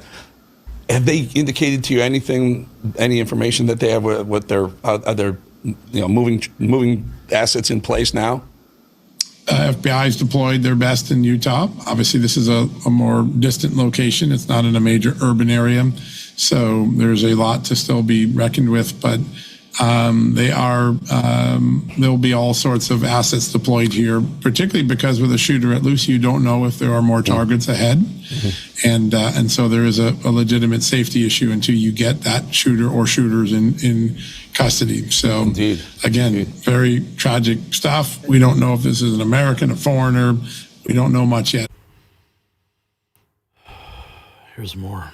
Last decade of censoring people, the acts that we've seen in the last decade of censoring people, canceling people, bankrupting people, killing people because of their political views is not American, and there's no space for it. And if the greatest honor we can give Charlie is to make sure we finish what he started by crushing that mindset, it'll be the best honor we can give him tonight at this very difficult moment for his family. But we have a lot to still learn about this. We don't know much about the shooter, the shooting, what was used. We'll keep reporting as unemotionally as we can and get the best facts to the American people. And hopefully we'll know some more in the next couple hours. I would expect a briefing from the FBI or Justice Department. I'm sure President Trump is going to weigh in shortly. And we're going to have to come to grips that it doesn't matter what aisle or side of the aisle you are in politics today. America is worse off for what happened just a few moments ago. And we need to find a way, like Steve said in the last show, 9/11, we repudiated the hatred that occurred that day. We got to repudiate this in a way that's so powerful that someone else isn't tempted to follow in the footsteps of this cold-blooded killer. John, you put this very eloquently, and you know, I don't know if I'm overreacting, but I had seen you on Gruber show towards the end, and there was a change in tone. I was almost wondering if you heard something. I did. Yeah, I could see it. I was getting texted. I could see it. The acts that we've seen in the last decade of censoring people, canceling people, bankrupting.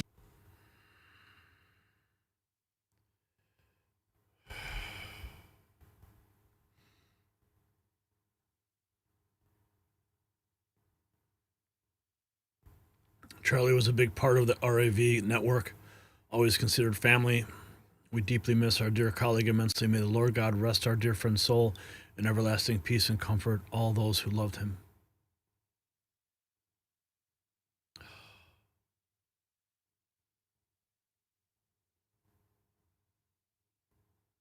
Generation. I mean, Charlie was a real. There aren't always real leaders, right, in every generation. I mean, Charlie was a real leader, and I'm not saying that about him because he was assassinated. If you'd asked me that yesterday, I would have told you the same thing.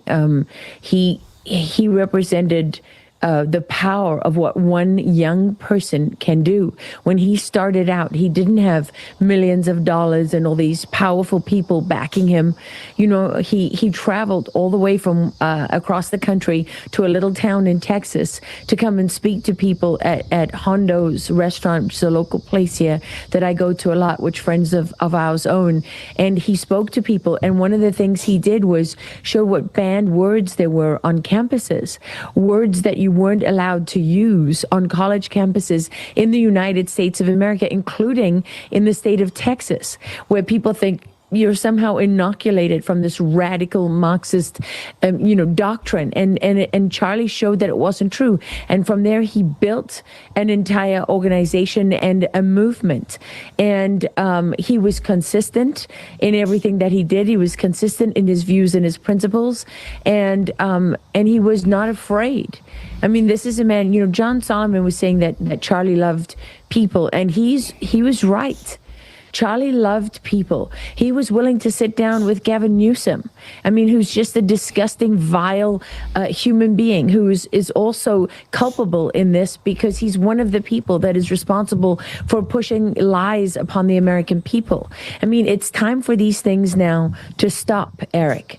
We can't let this just, go by the wayside. This isn't just some tragedy. Okay, this is part of a much larger operation, which is designed to dismantle this country and all the things that Charlie Kirk stood for. This isn't just because Charlie Kirk spoke up. This is because those ideals for which Charlie Kirk stood are under attack right now. This is because this country is under attack right now. And Charlie Kirk recognized that, and he didn't hesitate. He threw himself into the fight. He built everything from the ground up. He deserves full credit for everything that he did. And now he's been martyred.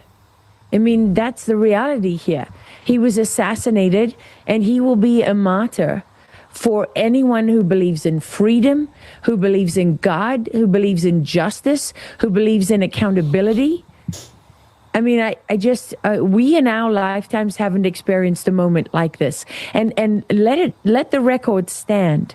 All of those people who have accused Donald Trump of exaggerating his assassination attempt or manufacturing the assassination attempt or faking the assassination attempt, all of those people, this would have been the result if Donald Trump hadn't turned his head at that rally in Pennsylvania. These assassination attempts are real. And there wasn't just one. There's been multiple against Donald Trump. And they still would take him out if they could. So let the record now reflect the reality, the truth, which is that the left is not the party of peace, right? It's no longer, we have lived with these lies for long enough. The left, as much as anybody else, is the party of violence and murder. And all of these people need to be held accountable. It wasn't enough to try and kill Steve Scalise. Remember, Antifa goes out there and burns down buildings, and they put all across, remember when CNN and Cuomo were comparing Antifa to the Allies landing on the beaches of Normandy, holding them up as heroic figures who were somehow fighting against fascism? The left are fascists and tyrants. And it's not just the left, it's all of the traitors and the rhinos on the right who are working hand in hand with them. There aren't always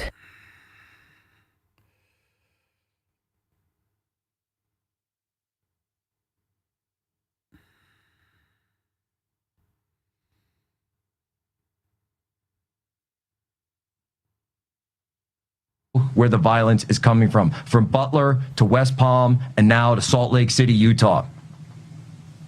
No, this is the Mangionis, this is the Unhumans, this is the sick, pervasive violence that's going on by the blood in the streets and the blood of Charlie Kirk now. Just like the blood of Trump a year ago, less than a year ago. Just over a year ago. Charlie Kirk was not killed today. Charlie Kirk was assassinated in cold blood. And they're gonna sit there and say, the nation. They're gonna sit there and say, oh well, it's the War Room, it's the Charlie Kirk show, talking about COVID, talking about no. Steel yourself, folks. Steel yourself. Now's the time. This is a moment we need to show strength.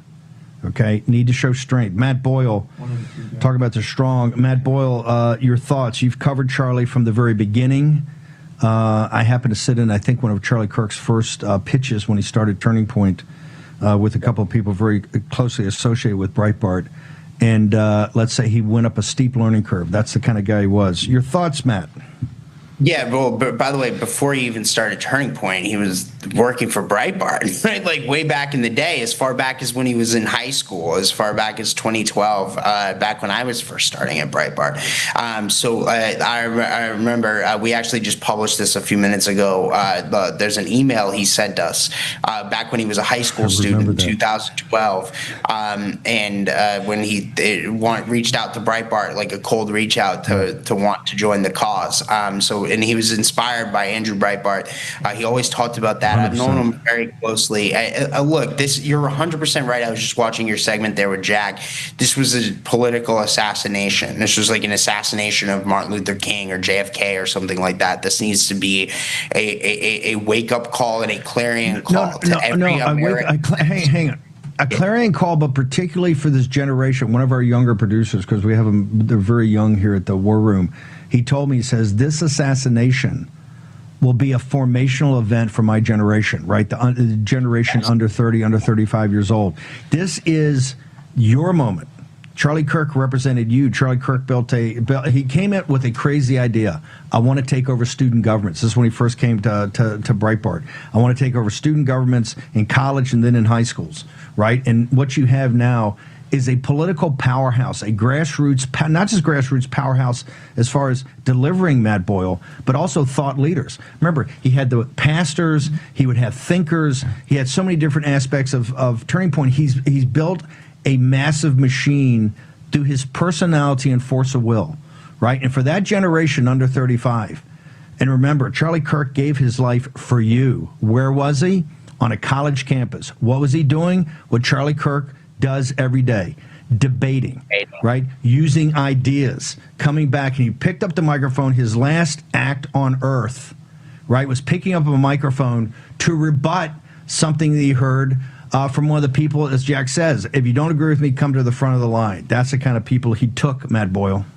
Yeah, this is a really emotional moment for a lot of those young people, including myself, right? I'm a little older than Charlie, but the fact is that, you know, I think everybody's going to look back on this moment and remember where you were, right? Like, remember where you were when JFK was killed. You're going to remember where you were when Charlie Kirk was assassinated. And the fact is that I think that his mission is now all of our mission, right? We can't let him die in vain. We have to carry on his mission. And then the other thing is that the radical left, frankly, there is no differentiation anymore between the radical left and the Democrat Party. The Democrat Party is rotten from top to bottom. They've been corrupted by the radical left. They've been taken over. They've been subsumed. Maybe one day we'll get to a place where we have two parties again that are reasonable, but we don't have a reasonable Democrat Party anymore. Democrats are not reasonable, right? Like the fact is that they have created this culture that you heard the establishment media people out there like Van Jones and like the MSNBC crowd. I don't know if you saw this, but in the immediate aftermath of it, you saw people on MSNBC suggesting, oh, it might have just been Charlie Kirk's supporters just shooting their guns off. And, you know. No, that was Matt Dowd. That was Matt Dowd. Yeah. And Matt Dowd is, remember, folks, embrace this, folks. Matt Dowd is not a leftist. Matt Dowd, let's get that up. Matt Dowd was a Bush Republican. Okay. And today what he said on MSNBC is unforgivable of what he said. when Charlie Kirk's life was hanging in the balance, when they medevaced him out, they helicoptered him out, and the doctors and nurses are sitting there trying to save his life. This is what this is the kind of thing Matt Dowd said, right? So it's unforgivable. But you're exactly correct. This was a political assassination, and it's a political assassination trying to target the young people in this country because they understand that the power of MAGA, the power of our movement, is not a bunch of boomers. The power of our movement is coming from the young, and that's where the energy is. And they understand this changes American politics and saves our country. This is what Trump came back for. This is what he returned for. He returned to save the country and make it great again. Go ahead, sir. Yeah, and I think that this is not good. They're not going to succeed, right? Like, I think that what's going to happen is, because I'm telling you, I'm getting the messages right now from people across this movement. People They're not going to see. Hold it. The future is undetermined, Matt. Today at 11:59 a.m. Eastern Daylight Time, I tossed it to Charlie Kirk to do the show like every day. 2 hours of populist nationalism coming in hot with Charlie Kirk. The future is unformed. We have to form it. It's not. We will win if we don't flinch. We will win if we don't sit there and start sucking our thumbs and get in the fetal position. Okay. Charlie Kirk was assassinated today. Go ahead, brother. Yeah, where I'm going with that point, Steve, is that I think that the raw emotion of this, right? Like, I mean, look, I'll be honest with you. I'm not really an emotional guy, but this has hit me pretty hard. I knew Charlie very well. It's hit me very hard in the last, couple hours here since I've been processing the news. I've been trying to get the details of what happened, but I mean, this is just terrible. And I'll tell you, this gives me more fight. It gives everyone else across the right, everyone I'm talking to is newly inspired by Charlie's mission, right? Like, and I think that we have to not let him die in vain. We carry his mission on. Everything he stood for what Breitbart believes in, what the Orem posse believes in. I mean, this is a guy who built his entire career. I mean, he's 31 years old. He's younger than any of us. But like, I mean, again, his entire life and career was built in this movement, this America First MAGA movement. I've been going back through in the last hour or so here some old interviews I did with him, where he's talking about things like immigration, and he's talking about things like standing up to China and on trade and building out a political movement and voter fraud and all this kind of stuff. I think that it's even bigger than just young people, right? Like, I mean, Charlie Kirk and everything that he stands for is going to. I don't think that the mission of whoever conducted this assassination, and we don't have all those details yet, but clearly they were trying to silence him while he's debating, right? Like, I don't think they'll succeed. I think his message is going to become, even more profound now after this, because again, this feels a lot like a JFK or an MLK type moment, right? Like in our country, and we're all going to remember where we were the day Charlie Kirk was assassinated and when we heard the news and how we heard the news. Matt Boyle, where do people go on social media to get you? I know you guys are putting up stuff with Charlie. A great reminder that Charlie first came to Breitbart when he had the idea, and people associated with Breitbart got in back of him. And put the seeds in that came up with the turning point. That was one of the critical, and not the critical, element to winning the 2024 election. Where do people go, Matt, today to get to your social media and to get all the great news over at Breitbart? Yeah. Well, first off, Breitbart.com, our team is working around the clock. And then also my Twitter account is at mboyle1 and my true social is at realmattboyle. But yeah, our team is working very hard and we're trying to get all the details and the facts, and then we're going to see where this goes. But I'm telling you, the emotion here is raw. And I think that that a match has been lit in America. And I think that the American right, especially young people, are not going to take this. Not going to take it. You got that queued up? This is the moment the White House lowered the American flag to half-mast. Brian, you can roll it.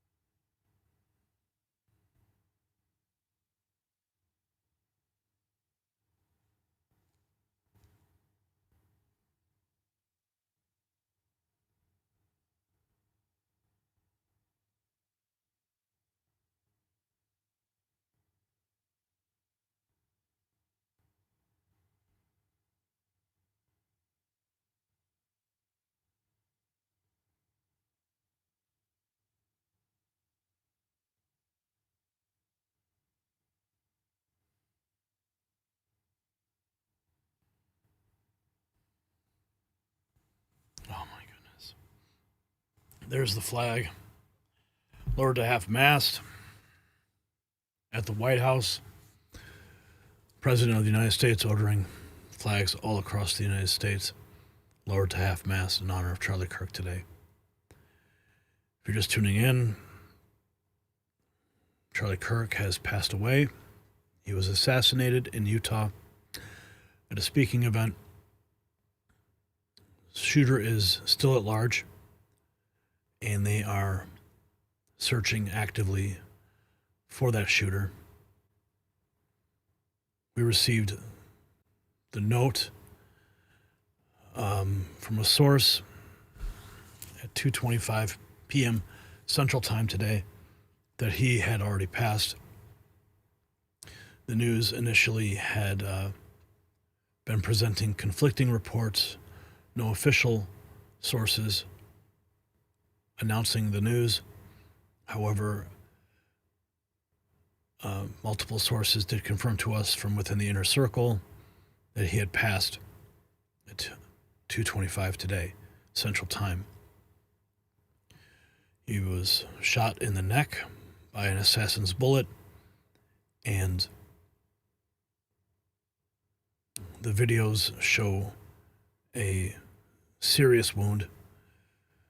It appeared to perhaps ricochet off of his chest plate on his bulletproof vest and entered in his throat. Initial reports stated he was in critical condition. There was a pulse. However, attempts to save his life were not effective. President making the announcement officially on Truth Social, and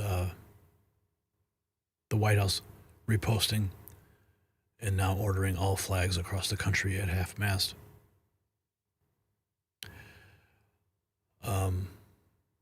Yeah, what do you have? What do we have here? I can't play this. Hang on. Will be swift, will be quick, and it will be retribution. And that's it. Next man up, as far as everybody, Charlie's organization, all of it right now, particularly this younger generation that Charlie was one of the top one or two leaders of. They're going to test your mettle, and they're going to test it right now. John Solomon joins us. John, you working your contacts with the FBI, etc., were incredibly helpful to finding out early exactly what was going on. Give us your assessment, and what do we know about the shooter? Yeah, we don't know much because he's not in custody as of yet. It looks like a professional hit job from quite a ways away. Long shot, probably high-powered rifle, able to pierce the arteries in the neck. So someone who's professional, it appears. That's what the FBI's early assessment is. We're a long way from knowing a lot. But Hold it. it's a moment of reckoning in our country. You're using a term. You've used it twice now. You're saying this, I mean, it was a long distance, and the shot hit one of the most susceptible places as a kill shot. You're saying you used the word professional. What do you mean by that? Someone who knew how to handle a gun. It wasn't someone that just got a spur-of-the-moment idea and was going to go shoot Charlie. It looks like it's from a longer distance, maybe from a building or window away. We're still learning stuff, and in the fog of war, it takes some time, so we're going to have to sort this out. But the early assessment of law enforcement officials I talked to is that this looked like somebody who knew how to kill and knew how to handle a gun and knew how to set up in a way that they could assassinate someone and then possibly get away, which is what they initially have done. They don't have anyone in custody yet. So a lot to be learned. We're going to learn, and this story will turn. John, in your discussions with law enforcement, we've seen some reports out there regarding range. Now, obviously, it's still early on that. But have you been able to confirm any of the current assessments on how far they think the shooter was? They don't believe the shooter was in the crowd. The angle of shot suggested it was probably an elevated location, which would have to be a little bit further off, much like what we saw with President Trump's attempted assassination in Butler, where someone gets on a roof or in a window.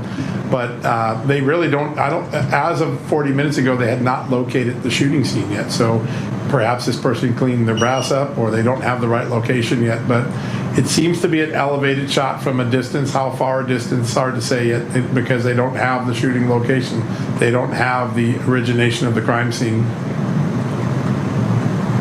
The fact that it was at a distance, it appears that was close to being perfectly placed, and that they have not found him. So this is someone who had emotional, like some of these school shootings we've seen, or some of these other shootings we're seeing.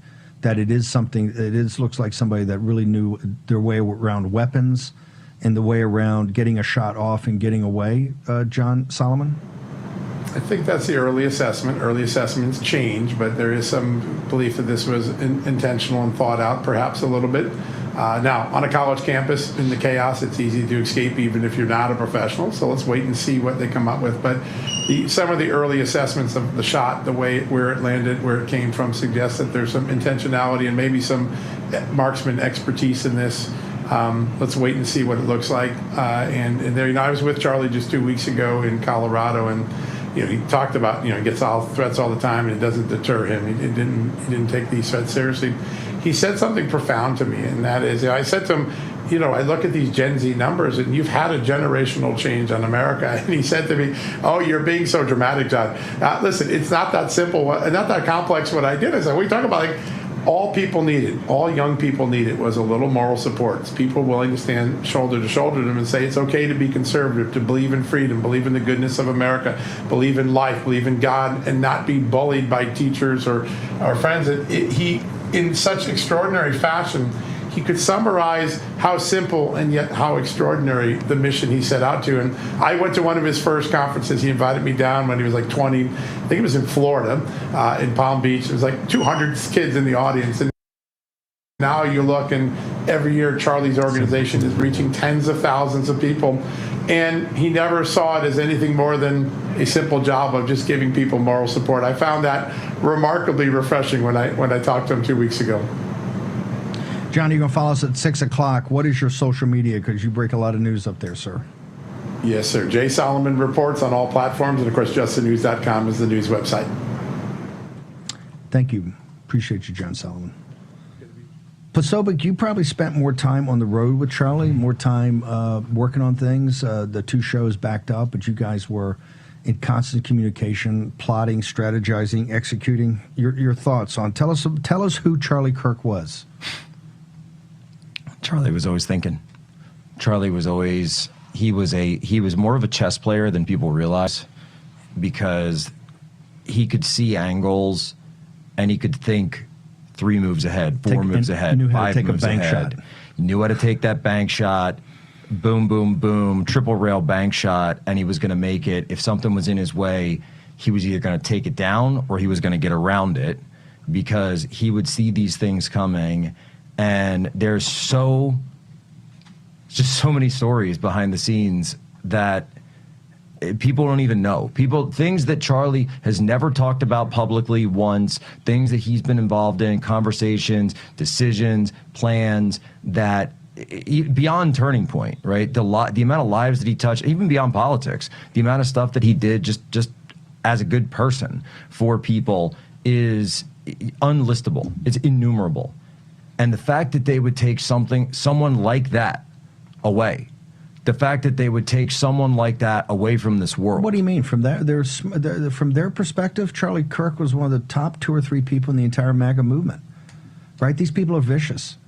They're playing for keeps. Of course, Charlie Kirk. That's why when you gave him the warning that Charlie was a target, is because how many go back to American history? How many individuals in their 20s? Because the formation of this generation started, years ago with Charlie Kirk. How many people have done to a generation when they're in that generation as far as leadership go? No one really comes to mind right now except for Charlie Kirk. Well, I would just say, when you think of, coming from Philadelphia, that, you look at the age of a lot of the founders in the founding generation. Exactly. And you see guys in their 20s and 30s, and it was young men. That was a Charlie Kirk. Who stepped at the age of Jefferson when he writes the Declaration, and we're coming up on the 250th in just a couple of months here. And you look at that age, and there's something about that age where you're just hitting your stride. You're in your prime. You're on the top of the world. You've got your health. He was so healthy, Steve. Yep. Charlie Kirk was a biohacking, loved Maha, health nut, cold plunge every day kind of guy. I mean, half the time, he didn't drink caffeine. That Starbucks cup, that's tea. That's not coffee. Didn't drink caffeine. He was off of caffeine for a year, I think. And he really focused on what goes into his body, and really focused on health and nutrition, and was always talking about that. Funny, behind the scenes, we would talk about that just as much as we would talk about politics or argue theology and debate back and forth, all of these various things. And I mean, they took my friend away. You took my friend away. What is it? And let me just go ahead. I was at the Museum of the Bible earlier this week with President Trump. And President Trump, and he got there and he said, America needs to pray again, and America has to have the prayer initiative. But he also talked about this horrific situation with the young Ukrainian girl down in Charlotte. And he said something. He said, sometimes you have to do horrible things to stop horrible things. And we are now living through the era of horrible things. Does September of 2025 change things? What's happened in this month alone? Does it send things in a different direction? Last night, I tweeted out that the Overton window has been stabbed to death. The Overton window just got assassinated. The Overton window is gone. It is completely gone. There is a gaping hole with blood gushing out of it now where the Overton window used to be. I'm done. I'm done playing these games. I'm done playing games. No more games. The 60s, people would argue, and people do argue, that the end of American greatness came with the assassination of President Kennedy, and then you had the 60s with Martin Luther King, you had Bobby Kennedy, Malcolm X. They then eventually got to George Wallace. We had a string of political assassinations in Maryland, right? In Maryland, yeah. He did not die. He was felled by an assassin's bullet. Didn't die. A couple times they came after Jerry Ford at close range. Yeah, you had Reagan down here at the Hilton. President Reagan got shot at close range and came so close to death. Is this an inflection point for the country when somebody as prominent as Charlie Kirk, particularly in this movement and one of the driving forces in this movement, as far as not just an activist, but an intellectual, a leader, and somebody that's done something to a generation that you have not really seen in American history, really changed the politics of a generation, right? When we talk about President Trump passing the baton back, not just to who will follow him, but to generations, 2 or 3 generations, 4 generations in back of him, you get the Charlie Kirks. Is this an inflection point, not just in our movement, but in the country's history? And the country's history will never be the same now. The country, we were on one path, now we're on another. The legacy of Charlie Kirk now will forever be tied together with this violence. Oh, yes. Will be tied together with the violence and the carnage of this period. And there is no way that you can talk about this period ever without having to talk about the violent, radical Marxist left that has been conducting killings in the street, killings on college campuses, attempted killings in fields in Butler. There's no way that you can put this back now. And the response, you see, Steve, it is a law of the universe. For every action, there is an equal and opposite reaction. And no, I don't mean picking up arms. But what I mean is justice. I mean, due justice must be done and will be done. We have been talking about left-wing killers. We have been talking about these political assassins for years. And nobody, Chris Wray and all these people, and you want to talk about the trans shooter shooting up a bunch of kids down at a Catholic school? It's done. It's absolutely done. There's no more games. That was the question that Charlie Kirk perked the microphone up. They were in the middle of I think they were questioning the numbers of this transgender shooters, and Charlie Kirk was engaged in the debate on that. Okay, we're taking a short commercial break. Jack Posobiec is supposed to be riding shotgun. John Solomon's going to follow. We'll have probably later tonight or tomorrow morning some notifications of what we're going to be doing over the next couple of days. Obviously, Charlie Kirk is top of mind for the country, top of mind for the movement. President Trump has just ordered the flags to half staff. I don't know I think we may have some footage on that. Charlie Kirk, a great man. A great man who would never sit there and go, I'm a great man. Charlie Kirk was all about getting it done. That's what always impressed me about this guy. Everything he accomplished, everybody's trying to get to him. Everybody's trying to praise him and hold him up. Charlie Kirk was just, at the end of the day, just a grinder. Got it done, right? And what he got done was absolutely magnificent. He's one of the key reasons we've been able to save this country to date. If it was not for Charlie Kirk and the great team that he built at Turning Point USA, we would not be where we are today. Short commercial break. It's just like our new house. I hope you have an American Home Shield warranty. Leaky toilet? Fixed. Oven beyond repair? If AHS can't fix your covered item, then replace it, no matter its age. Sign up today at ahs.com. Thinking about buying a new cell phone? Think AMAC. AMAC members have access to special pricing on talk, text, and data plans for as little as $10 per month. It's one of the many ways joining AMAC can save you money on everyday things. But that's not all AMAC has to offer. AMAC is America's leading conservative advocacy and benefits organization, guided by the principles of faith, family, and freedom. So when it comes to saving money on cell phones and service, think AMAC. When the kids turn unholy, Harrelson's Own keeps my patience divine. When work flies out of control, Harrelson's Own keeps me cool as a cucumber. The device madness never ends. But Harrelson's Own keeps me zen. Life can be chaotic, but Harrelson's Own CBD helps keep you calm through any storm. Harrelson's Own consistently delivers you full mind and body homeostasis. It's an organic, full-spectrum CBD in a refreshing oral spray. Our nano-emulsified technology makes it completely water-soluble, so your body absorbs it immediately. You'll start to feel it in seconds, not 60 minutes. It just makes everything feel better. And it helps me just take the edge off. It helps me relax. It helps me be there with my kids. I swear I'm like a mental ninja. Like nothing can throw me off balance. No matter how many things come at me, I'm like, boom, handled, next. I'm like crushing it all day long. Well, some people take it for a release from stress. Some take it to get rid of pain. Others just take it for general well-being. For me, Brett Harrelson, it just makes everything about my day a little better.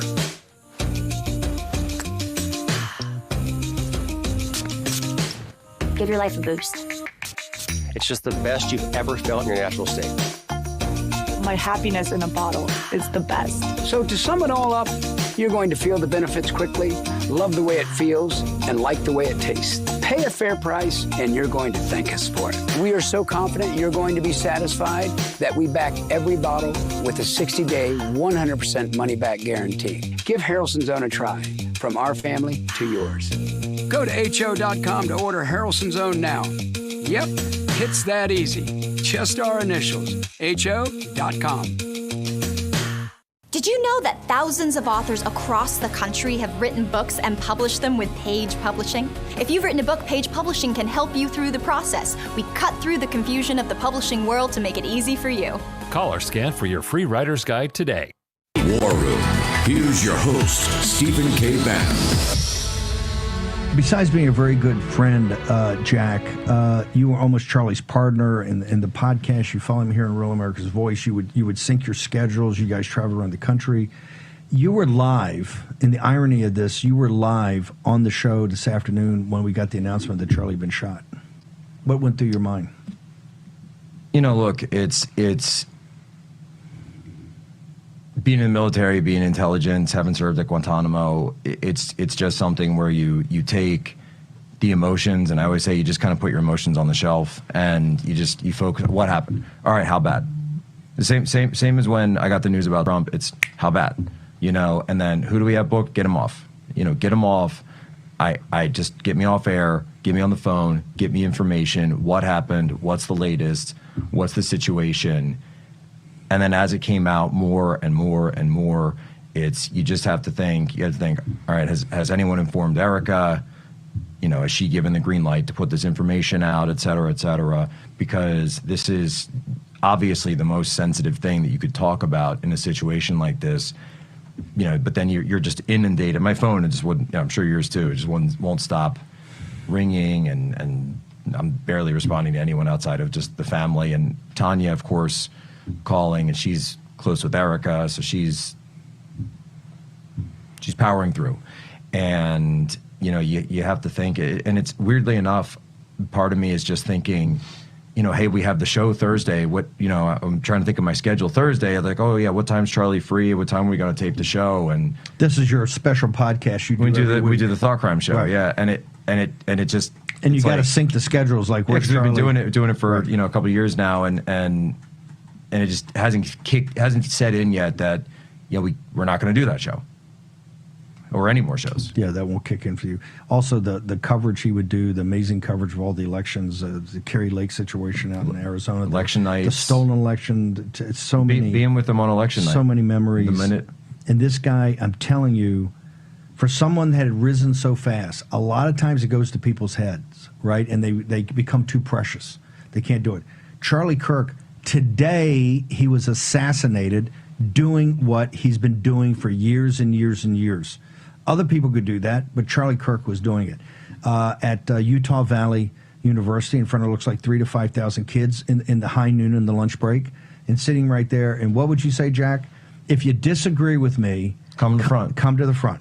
Come to the front. Look, Charlie, he wanted that back and forth, but not out of anger, not out of a place of he wanted to humiliate them or embarrass them or something like that, because he wanted to actually try to communicate with them. And that's what he would do, is he would find a way, find out something personal about that person. And I've watched his technique for years, and he would try to find a way to come outside of politics, get to the core of what made that person tick, and then start to have a conversation there outside of the combativeness. Tej Gill, you join us. You did, 16 tours. You've had a lot of very close friends killed in combat. Today we had a political assassination. Charlie Kirk, 31 years old, one of the great leaders in the United States of America and one of the leaders of his generation, cut down in cold blood by an assassin's bullet. Your thoughts, sir? Yeah, first I just want to say my condolences to Charlie Kirk's family and to America. This is a huge tragedy. It's crazy to think that these things are happening regularly now. Look, they tried to kill Trump twice last summer. There's murders on the subways. It's crazy what's going on in America. This left-wing ideology is becoming more and more radicalized as the years and the months go by. And violent. You shouldn't have to go to have armed security everywhere you go.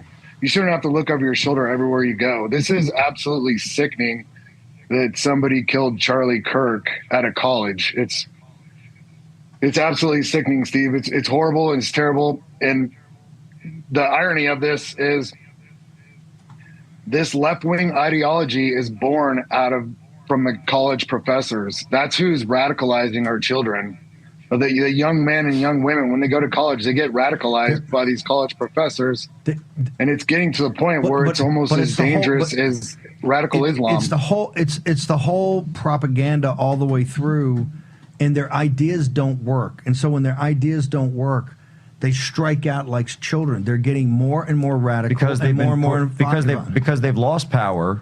They've lost control of the narrative. They've lost soft power. They've lost political power. This is all they have left. So that is why they are turning to the Mangione tactics. That's why they're turning violent, because it's all they have left. And who was it that said it? The most radical communist of them all, Chairman Mao. Political power grows through the barrel of a gun. Yes. And they realize it doesn't just and they're killing our children, Steve. These transvestite shooters are going in to these this Catholic school last month and whatever school, but it's absolutely sickening. They're attacking our children through their transvestites. You know, they're killing political figures that they don't agree with. They're desperate to hang on to power any way possible, and even if it means killing people in the United States of America, the land of the free, the home of the brave, the free speech country. They want to silence conservatives. They want to silence white people. It's absolutely sickening what is going on, and this should not happen in America. This is the safe haven of the world. We are the leader of the free world. We're the leader of Christianity, and people are being murdered every day. It's horrible. Age, we got to bounce. Thank you so much. Jack Posobiec, closing thoughts on one of the great ones, Charlie Kirk, assassinated today on the 10th of September in the year of our Lord 2025 at just after high noon Mountain Time in right outside Salt Lake City, Utah. Look, just like when you went away, Steve, even though that was a brief time, what you said, I'm going to say it again. It's next man up. Turning Point USA will never die. The movement that Charlie started will never die. And Charlie Kirk will be forever remembered now and for all times. Jack Posobiec and I got to shove off. We're going to turn it over to John Solomon. John Solomon's going to take it from here in Real America's Voice, the home of the Charlie Kirk show. We won't be tossing it to Charlie Kirk tomorrow. People got to embrace that. Steve, you know what Charlie would say to us when he's looking down? He'd say, hey, guys, get to work. Yeah, figure it out. Figure it out. Figure it out. You have to embrace that. The future is not guaranteed to anyone. Remember that. Remember that in the fight we have. And I will tell the left and those people cheering this on and that crowd over MSNBC, Matthew Dowd and that crowd, we have not yet begun to fight. Turn it over now to John Solomon at Real America's Voice, Just the News.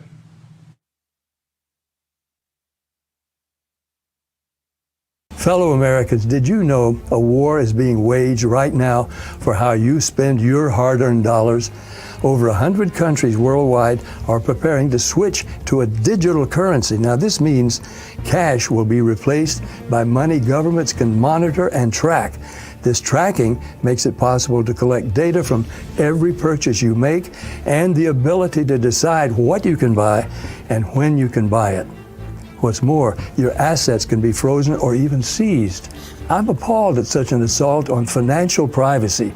My friends at Swiss America have a report called The Secret War on Cash with an action plan to protect your financial privacy. So please, call or text the number on your screen for a free copy. With the growing reality of a government-backed digital currency, the time to act is now. So call or text the number on your screen. In the soul and the spirit of our nation. It's resilience, perseverance, grit, the ability to overcome the impossible, to shoot for the stars and sometimes actually land there on the moon, to build an interstate highway, win 2 world wars on 2 different fronts. And there's a story that I think embodies this better than any other. When you think things can't get any worse, and I know a lot of you have probably been watching television, you just close it, you're like, oh, I just can't take it anymore. I just feel like it is nothing but darkness and doom and gloom. Let me tell you a story about one of the darkest days in American history, a day that was, quote, that will always live in infamy. I'm talking about Pearl Harbor, when Japan preemptively striked us on a sunny day in Hawaii, and they sunk the entire Pacific Fleet. Thousands of American soldiers died in 30 minutes or less. We did not declare war on the Japanese. They declared war on us. We didn't know what we were going to do, and all of a sudden, we didn't have just one war. We had 2 wars on our hands, because if we're at war with Japan, that means we're also at war in the European theater. America was scrambling. We didn't know what to do, and Franklin Delano Roosevelt gives the speech. This is a day of live in infamy, and Congress almost unanimously votes for a declaration of war in both theaters. America was solemn, somber, confused, and looking for direction, but there was one man that was smiling on December 6th. And that man was the greatest man to live in the 20th century, a person that we've deleted from our textbooks and from our history. It's Winston Churchill. Winston Churchill was the greatest man to live in the 20th century because he was built for that moment. They hated him before the war, and they hated him after the war. He wrote 50 books, and he understood the world better than anyone else. He called the Nazi scourge before it happened, while it happened, and during it, and was able to defeat it. But he was smiling that morning. Why was he smiling? He walked into his war cabinet, probably on 2 hours of sleep, with a little bit of whiskey and a little bit of a cigar, the way Winston Churchill always would. A smile a mile wide you'd think would be Christmas morning. And his war cabinet was distraught, almost crying. And they said, "Prime Minister, have you lost your mind? Why are you smiling?" And he smiles. Ah, takes a puff. We have won. And his war cabinet, his war minister shuffles his papers, says, "Sir, with all due respect, what do you mean we have won the war? Currently, they just bombed the church in North London. The Royal Air Force is losing 300 people a day. We barely got our troops out of Dunkirk. The opposition is planning a ground invasion of any moment at Brighton. We can't even field an army, let alone staff a navy. Our Air Force is a laughingstock against the Luftwaffe. What do you mean we have won the war?" Winston Churchill takes another puff of his cigar. He says, "I know the Americans. Once they awaken, it is over. We have won the war. And ladies and gentlemen, let me tell you, when we awaken and we contest for truth, the war is won. It is a matter of how bad we want it. It's in our spirit. If we wanted to retreat, we'd go to the French. If we wanted a day off, we'd go to Italy. If we wanted to sue for peace, we would go back to France. If we wanted to complain, we would go to the United Kingdom. If you want to win, you go to America. It's in our spirits, in our soul. It's who we are. We are going to win. God bless you guys. Thank you so much." We have to confront intolerance and hate in America, and we got to stop letting it be the norm on television, on our discourse. You mentioned Charlie Kirk, the debater, and my goodness, was he an incredible debater. But I want to address something that I've heard on several of my former colleagues' shows today.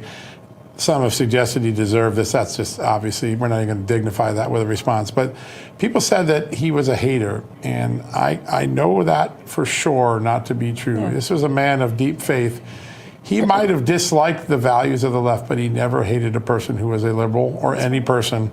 And he always treated people with dignity, even if he applied the greatest sharpness of his intellect to an argument.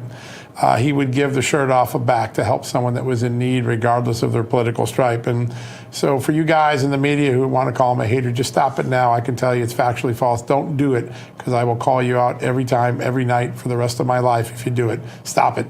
Yeah. There's a lot to be learned here. We're bring you up to speed on what we do know. At this moment, the shooter or shooters are still at large. We believe the shot was fired from a distance beyond the crowd. Charlie was at a Utah college doing what he does best, just giving students the courage to stand up for their values and believing in freedom and life and God in this great country. It appears that the shot was from an elevated location. It struck Charlie in the neck. He fell to the ground. He did not recover and died shortly thereafter at the hospital. It appears to be a skilled marksman. That's what we're hearing from law enforcement. And we're going to keep you up to date on this network all night long. Facts matter, even in a moment of mourning. We're going to try to give you as unemotionally as we can the facts, the truth. Wherever this story leads, we owe it to Charlie to give America the truth, because that's what he always was fighting to do. We'll never be the same here.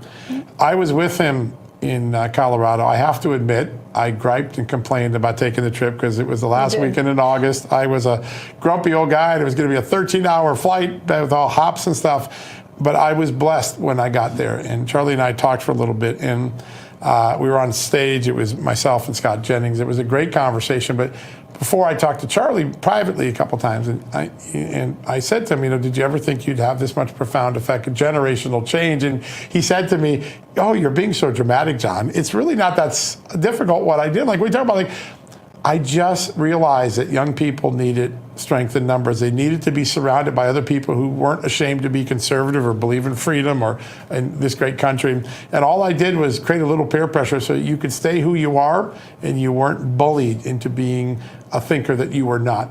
And I thought that was such a profound answer. He was a joyful warrior. He was always happy. Yeah. Always tall. Let me say, he always towered over me.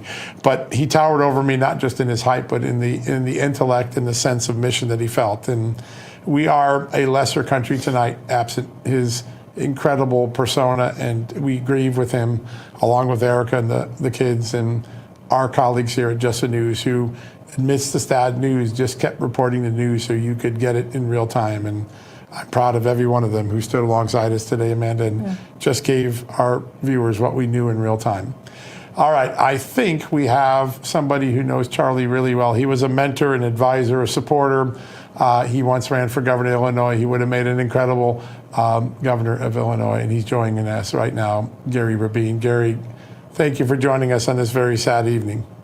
Thank you, John. I appreciate you having me on. It's not an easy time to be on, but when you call, I'm going to be there for you for sure. And I got to tell you, I had the honor of meeting this young man at 18 years old, and he told me this dream he had. He had 20 or 30 kids involved in this organization. Told me this dream he had, and at the time, three of my kids were in and out of college. One left to go, and I saw what was going on in college campuses. At the time, I looked at my late wife, Cheryl, and said, you know what, this is the blessing that we have to invest in. And at the time, we'd been investing in great causes, but Charlie asked if we would help and invest in this new cause he had. And when we understood the intelligence of this young man, we're like, golly, if anybody can do it, this is the mind that can make the change. So this huge dream that this kid had at 18 years old, and as I got him speaking in front of people all over America, entrepreneurs, and his dream at 18, 19 years old was, I just want to be in schools across America and educate kids on why God and America are so great. So anybody that says that he has hate in his heart, they don't know him. They didn't know him. Okay, he loved everybody, just like God expects of all of us. And when you listen to him debate, he respected everybody before he disagreed with them, and he always reasoned with anybody to tell his side of the story, his point. And so anyway, I had the blessing to be great friends with Charlie through these last 13 years, and I love him dearly. We have to pray for Eric and his family because boy, she needs us all. And then we have to pray for America because we know that the devil goes after great leaders in our society, right? From Jesus to Martin Luther King, Abraham Lincoln, Charlie Kirk. And what do? We rallied behind their families and rallied behind their cause to make them even stronger than they would be if they're here with us. You said, I'll just interject, and I can turn it over to my amazing colleague, but you said he loved everybody. I will tell you, I know personally, he really loved you, Gary. When I was in Milwaukee last year at the convention, you and I had breakfast, and I saw Charlie a little bit later. I just was Gary, his face lit up, and what he said is, I couldn't have done what I did if I didn't have a mentor like Gary in my corner. His love for you and his respect, and he looked up to you, and that kid had the audacity to dream, and he delivered on his dream, but he knew also he didn't do it without people in his foxhole like you. And so I just want to say that because I didn't get a chance to tell you in Milwaukee, but his face smiled the second I mentioned your name because he knew what you did for him. I didn't do anything but just help him dream a little bigger. That's what all the entrepreneurs that could get behind him. I got some of the biggest dreamers I could find, myself and many others that had big dreams that accomplished their dream, that got behind Charlie to help him develop a dream. And all of us big dreamers never dreamed as big as Charlie ended up accomplishing, right? That's so true. Millions of supporters and followers and people that love this young man. And they didn't love him because he hated anybody. He changed more minds from left to center to right than anybody ever has, I think, in this country. And when a young man like him gets respect from leaders of countries. Last I talked to him on Sunday, he was coming back from Japan, flying back from Japan. Right. What do you do in Japan, Charlie? Well, I was in South Korea and Japan, and I'm talking to all different groups of people and leaders that wanted my opinion and wanted to hear from me, so I had to go. But again, think about that. A 31-year-old kid, leaders of countries want to hear from him. Yeah. And so we can't let this dream die. It's got to be bigger than ever before. We people like myself have to, and other people that love this man so much and this cause so much have to now rise up and really, thank God we had him. Thank God we've got the model, in my opinion, that he left, this legacy he left that we all need to continue on and make stronger. Yeah. Amen to that.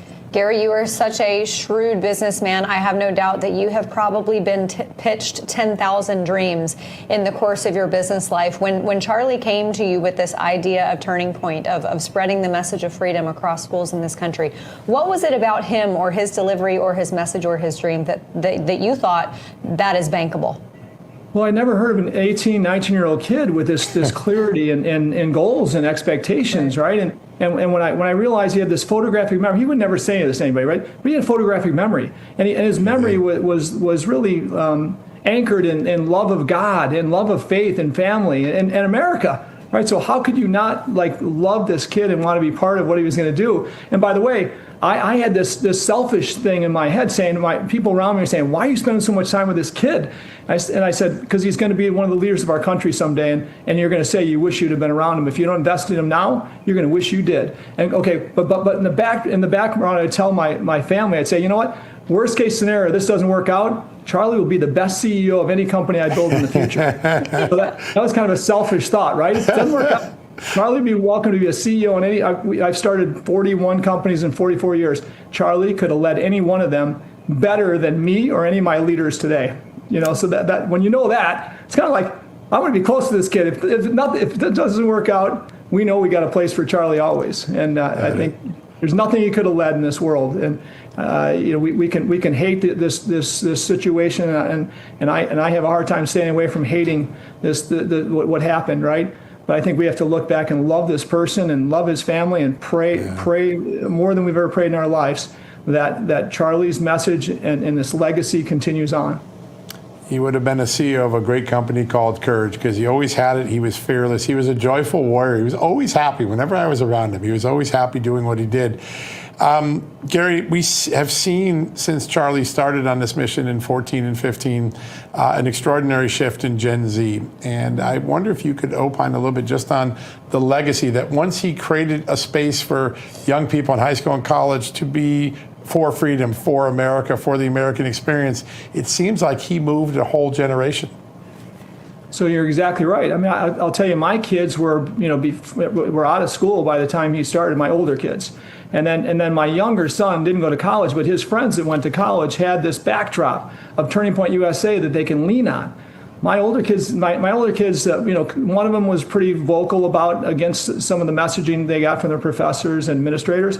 The other two were kind of quiet, their brains didn't get turned differently than they thought going in because they grew up around entrepreneurship. But their friends, many good kids, really turned in a different direction. My son's friends now, my son Nick's friends, younger generation, all in college and at the end of college, all had backdrop at Turning Point USA that my older kids didn't have. So to see the difference in a 10-year span, it's incredible. And so what he's created is really something that our history will never see again. Now it's a matter of us making it bigger and better and going forward. Making it bigger and better, right? But yeah, it's such a difference in college campuses. Now high school campuses also, by the way, we're growing rapidly in high school campuses as well.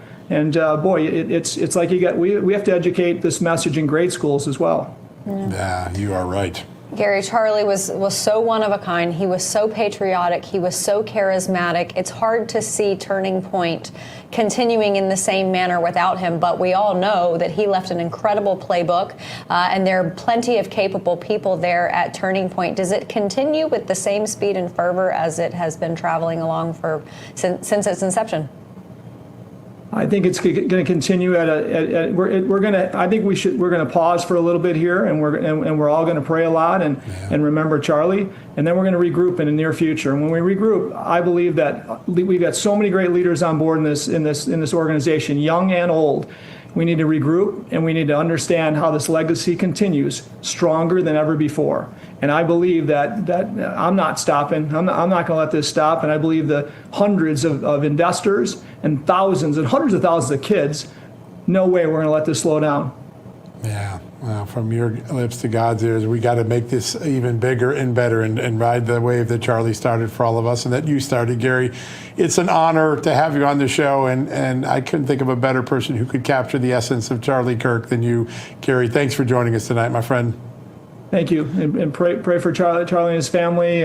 We will never forget this man. Just like we didn't forget Jesus, we didn't forget Lincoln, we didn't forget Martin Luther King. We're not forgetting Charlie Kirk. Yeah, we shan't. We'd be a mistake to do so. Gary, thank you so much. All right, folks, we're going to take a quick commercial break, catch our breath here. We've got more around the corner. The FBI has a lot of work ahead of it under Kash Patel to figure out what happened here. We've got one of the FBI's best to join us, retired FBI Executive Assistant Director and good friend, Chris Paiota. Up next, right after these messages.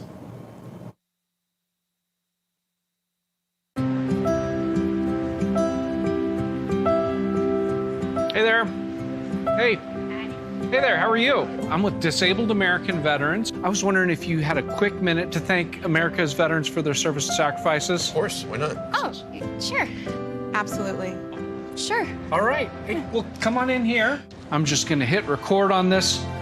I would like to thank you from the bottom of my heart. I can't even think of the words to say of how grateful I am. I just want to tell you guys how much you appreciate it. But most importantly, I want to thank you for your courage and bravery. Wow. Just thank you. Someone here who'd like to say something to you. Oh my God, you guys are awesome. Someone has something they want to say to you. Goodness. How's it going? So I just want to let you know how much you appreciate it. How much you appreciate it.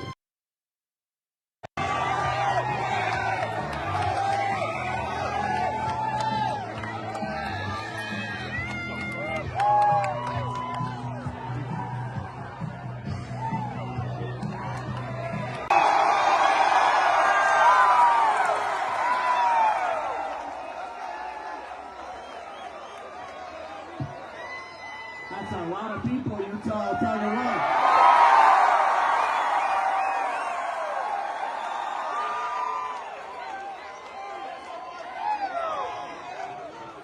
All right, we're going to get started, everybody. You know how it works. Question and answer. Also, thank you to Lane from YRE5. That was great. Really appreciate it. And we're going to be here for a couple hours. Get comfortable. Bring the best libs that Utah has to offer.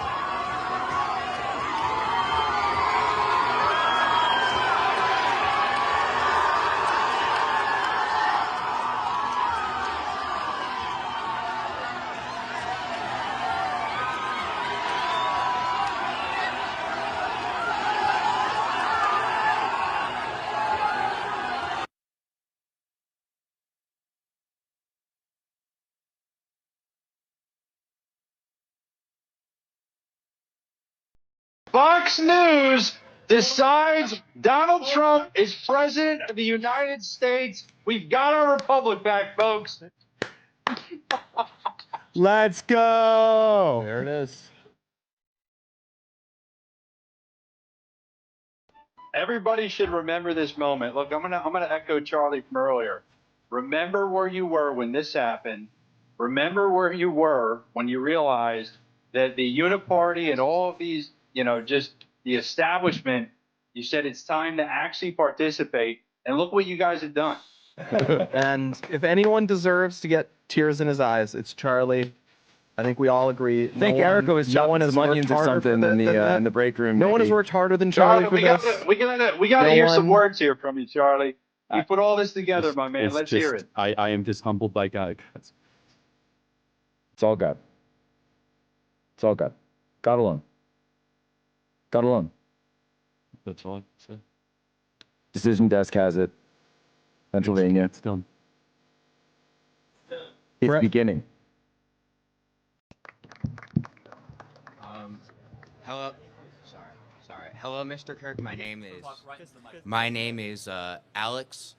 A question I had for you: the Trump administration recently has been initiating deportation proceedings against lawfully present immigrants for what is clearly constitutionally protected speech.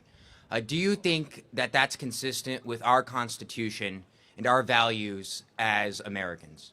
Got it. So I wasn't sure what. So there's like 5 cases that you could have went with, but I'm guessing you're talking about Mahmoud Khalil and the students, right? Mahmoud Khalil is one case, but recently student visas have been revoked at this campus and at the University of Michigan. I'm glad they're revoked here.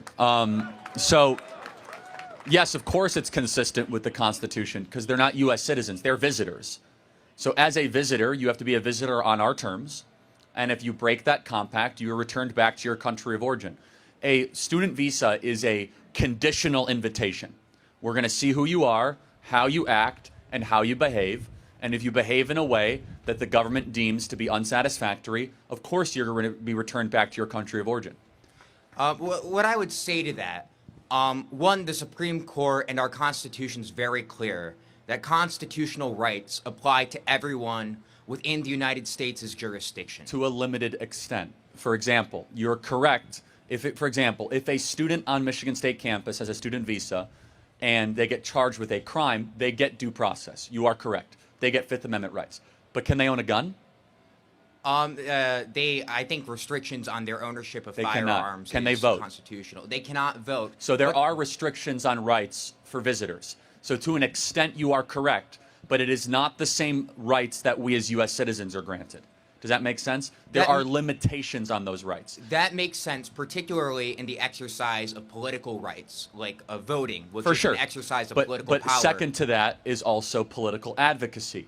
As a visitor, you do not have unlimited free speech rights. You don't. They are conditional to you being expelled. And the specific act that you're talking about says that if the government deems the speech of the individual to be contrary to U.S. foreign policy interests, which I think advocating for Hamas is against the U.S. foreign policy interest, then we can send you back to your country of origin. Now, you would have a case if we were all of a sudden deporting or imprisoning U.S. citizens. I would be right there with you saying that you can support Hamas all you want as a U.S. citizen. You have a right to do that. But if you're a visitor, you're here on a trial basis. Your tryout is going. We're looking at how you're behaving. And if we look as if that it's inconsistent with how we want people to assimilate to this country, then you go back to Libya or Syria or wherever you're from. I'd like to make 2 points in response to that. First, the Supreme Court at least suggested in a case called Kleindienst versus Mandel in the 1950s that the First Amendment does apply to immigrants, to people who are not citizens, and that they do receive First Amendment protections. But second, I want you to think about the kind of country we live in. If the Secretary of State can deport any non-citizen they want for their speech, you would have police and ICE going up to people at protests on campuses, including protests you might agree with, and asking people for their papers. I think that that's completely inconsistent with the values you've talked about of freedom of speech. And I think that's not the kind of country that most people would want to live in. It's a fair point. I have a different perspective. Do you think there should be any, let's just push your contention to the largest possible logical extreme. Should we be able to have any reason to deport a student who here's on visa? Yes, absolutely. What would that mean? By what criteria would it be? Probably like committing a crime, right? If they commit a crime, Fair if enough. they committed a visa application fraud, Great. there's many reasons So that you can deport people. So let's like wind the clock back a little bit to maybe World War II. And let's say that a student, this is a hypothetical, so it's not a great one. Let's actually do more recent. Let's say during the Iraq-Afghanistan war, okay? Where we were in a bitter battle against Al-Qaeda right after 9/11. I don't think we ever should have invaded Iraq for the record, but that's a separate issue. Let's say a student was here on a student visa from Afghanistan saying that they support Al-Qaeda. Is that worthy of deportation? President Trump makes healthcare affordable again. His 2017 executive order expanded access to truly affordable group plans to all Americans. But Democrats and deep staters have done everything in their power to block it. But now there is a free market solution to Obamacare that was created in response to President Trump's executive order, and it's called Ease for Everyone. And it offers affordable healthcare for every budget starting as low as $59.97 a month. You can keep your doctor, never pay a deductible, and access over 400 prescription drugs for free. I would say it would depend on the factual circumstances. If you could prove that they gave material support to Al-Qaeda, By then they obviously should advocating go. for Al-Qaeda as a student visa. Mere advocacy I would say should not warrant deportation. Okay, but we just disagree. That's fine. but I would say it's worth pointing out that the Trump administration is not invoking the provision of the Immigration and Nationality Act that allows you to deport people for supporting terrorism. They are not invoking that. They are invoking instead the Secretary of State provision. Yeah, no, I'm aware. So if all these people supported terrorism, why not invoke the provision that says you can deport people? Well, you guys can come up, come wait in line. It's fine. Okay, we'll send some medical help. We got it. Yeah. All right. Let's not draw our eyes there. It actually makes it worse. So let's just keep going. Pray for that person. We'll get them medical help. Thank you, guys. More attention actually makes these situations sometimes worse. So we just disagree, and that's fine.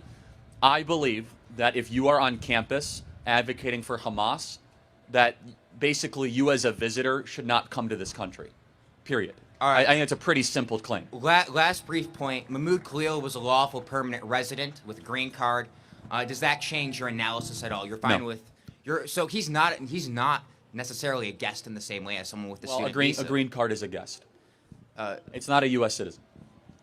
Okay, so if you're fine, would you be fine with Kamala Harris, if she was elected president, saying my foreign policy interest is we're against racism, so we will be deporting any conservative student on campus? That's the best argument you can make. That's the best argument that you've made. So what would your argument be to a hypothetical President Harris? To a hypothetical, I mean, first of all, is racism a foreign policy objective of the U.S. government? I mean, under Kamala Harris, I could see her saying something as insane as that. I mean, so, the Trump administration cited anti-Semitism, which is basically the same thing. You're making a good point. Okay. All right. Thank you. So you would have no principled response to a hypothetical President Harris? My principled response would be that's not a national security foe that you could target, like Hamas.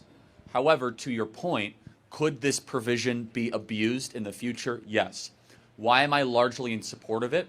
Even more than the specifics, I think we need to push back on this idea that you can behave however you want while you're a visitor, and there's nothing we can do to expel you. That's my larger macro premise, that while you are a student here, or whatever, a visitor, we have a right to send you back to your country of origin if you don't fit into agreed upon American values. But you made a good point. Thank you. All right, thank you. Appreciate it.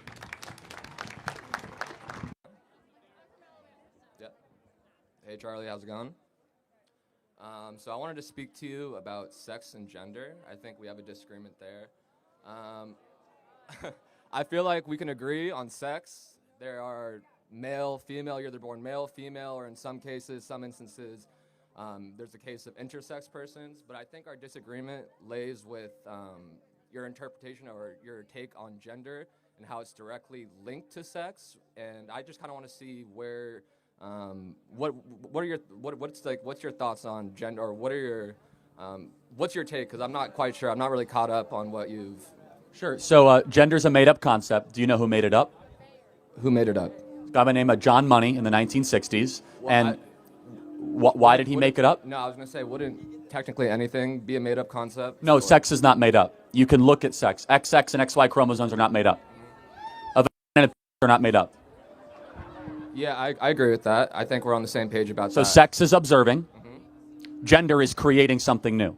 Totally different. We observe nature. Gender is creating a new thing out of thin air that has no applicability to our discourse or dialogue. So there are 0 genders, 2 sexes, infinite personalities. We recognize that people have different personalities. We don't think you should get a different definition on the forms you fill out or how people talk to you, recognize you, or how you are treated.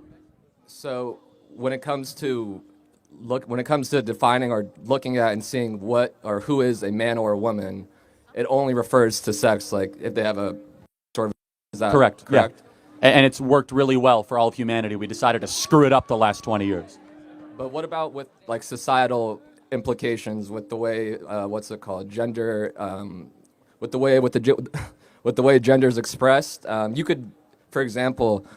you could have you could be a let me take this for example. If I was transgender, say I was born female, but with the way I present myself, if I shave my mustache, I shave my mustache, I dress like a male, when I'm walking down the street, you would think what would you think I am?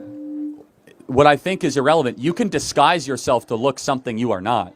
I can wear blackface. Do I become black? No, of course not. not. Oh, so wait, hold on. Then a man dresses like a woman, why does he become a woman? It's not that he becomes a woman. It's he's seen and he's But seen then why as should he a be woman. recognized as something that he's not? It's not that he needs to. It's not that they need to be recognized. Oh no, that's what it's all about. It's about recognizing a delusion. You can dress however you wish. You can act however you wish, but I'm not going to recognize your lie. In fact, you could get in trouble for mispronouncing in the state of California. We're teaching our kids you must pronoun correctly, and you actually have to certify the delusion. So again, I say if I wear blackface and I don't become black, why does a man who wear a dress become a woman?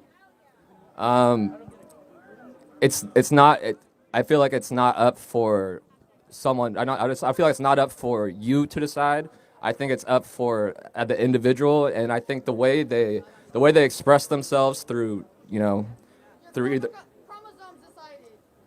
way they express themselves through their through their apparel, through their attire. I think that's more indicative of how Okay, then let's play this out. society If everyone can just choose however they want, should biological men who are born as a man be able to compete in female sports? I'm asking. No, I don't believe that biological men should be in women's sports. And God bless you for saying that, because that's at. So here's another question: should biological men who identify as women be able to go into women's locker rooms? Can you repeat that one more time? Biological man, so he has a. Okay. And he says he's a woman. Should he be allowed to go into female locker rooms?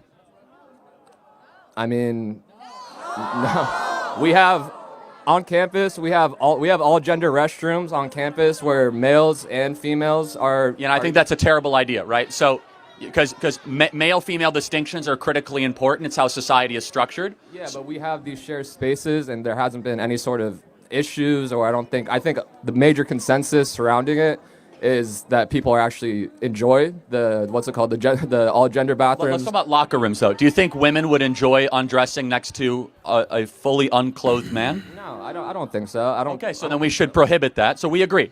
So, and then finally, do you think that a young 15-year-old here in California, a young boy who thinks he is a girl, should he be allowed to chop his off? Can you Brian, say that come back again to from me. the start? Real quick.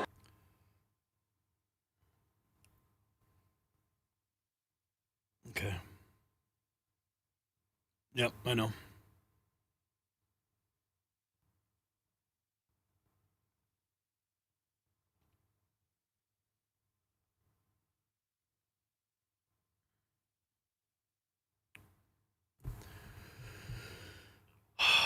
Okay, new information has come to light regarding the assassination of Charlie Kirk.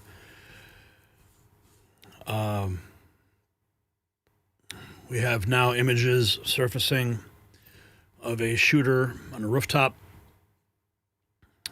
We have trajectory information, diagrams that are surfacing now of the situation as it occurred. This happening also. There are about 6 armed men in the backyard of a home right next to UVU campus. Apparently they are looking for another suspect. Maybe another suspect has not been apprehended, and they're actively searching. I'm at a home that is probably about right next to UVU. So The FBI is reporting right now they do have somebody in custody. Tom McCullough just sent me this video from OSINT Technical. Newly posted footage shows what appears to be an individual on the roof of the Losi Center at UVU the moments before Charlie Kirk was shot. Just saying, just getting right up. Yeah. You think he'd already be in place? You would think that. So there's somebody on the roof right there? Just saying. He just ran from over, where's my finger? from over there, ran in, and now he's right there. Just saying, just getting right up. Yeah. You think he'd already be in place? You would think. So, eyewitnesses seeing a individual running across a rooftop. The location here, you can see, is the top of this building. And this appears to be where Charlie was speaking, about 375 feet away from the shooter's location.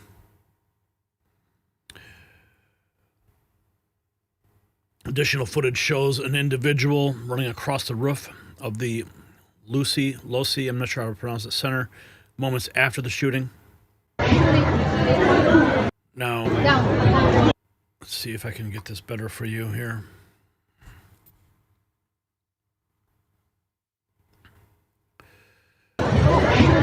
You can see a little, it's hard, I mean, you see where that window break is. You can see a little dot moving quickly and then hiding.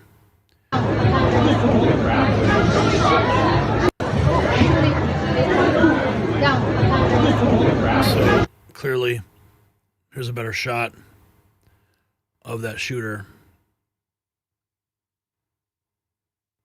Obviously pixelated. This is the view of the assassin. Looks like they used a Google 3D map to generate this image. This would have given the shooter a very clear vantage point. And right behind, you can see in the Hall of Flags there, where the previous video was, it showed the shooter running across the rooftops.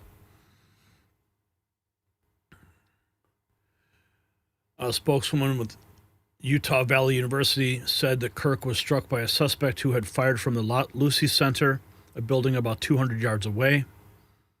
Highlighted in purple, the purple X is where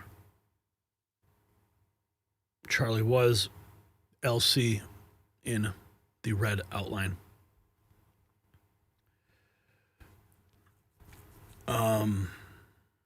Here's another shot of the shooter right there.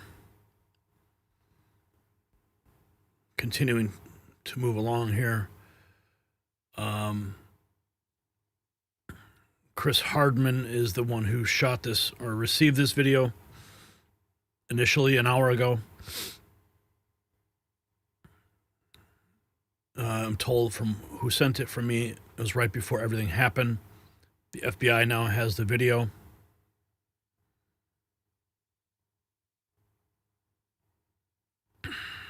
Continuing to digest some of this information. Someone writes, I heard around 200 millisecond time delay between the bullet hitting Charlie and the shot filmed very close to Charlie. 375 feet is a reasonable distance based on the average bullet velocities. And they give a list of some of the muzzle velocities for certain types of shots. People asking the obvious question, why were the rooftops secured? Well, quite simply, this is not a Secret Service event, so it would not have had the same type of security detail. Here is Governor Cox. Political assassination. It's a tragic day for our nation.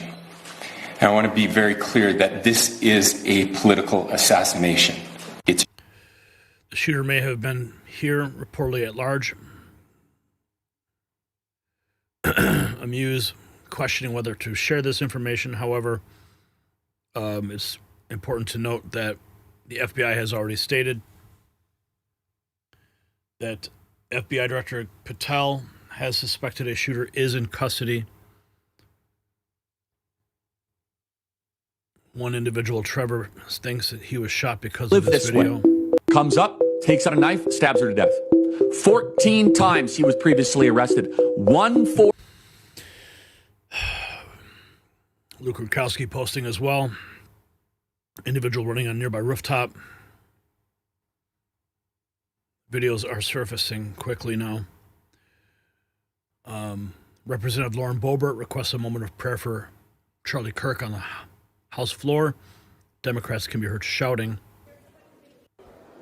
What purpose did the gentlelady from Colorado rise?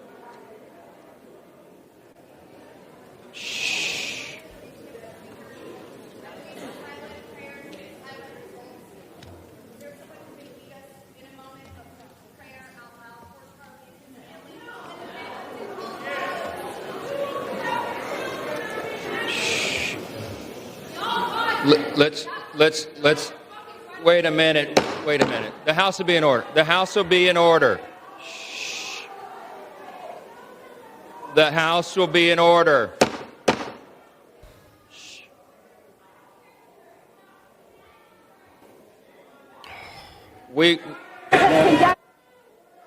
The House will be in order. We will join prayer right after this, okay? What purpose is Democrats on the House floor heard shouting. Here's more from the Utah governor. This is a dark day for our state. It's a tragic day for our nation. And I want to be very clear that this is a political assassination. We are celebrating 250 years of the founding of this great nation. That founding document, the Declaration of Independence, that this great experiment on which we embarked together 250 years ago, that we are endowed by our Creator with certain unalienable rights. The first one of those is life. And today, a life was taken. Charlie Kirk was first and foremost a husband and a dad to two young children.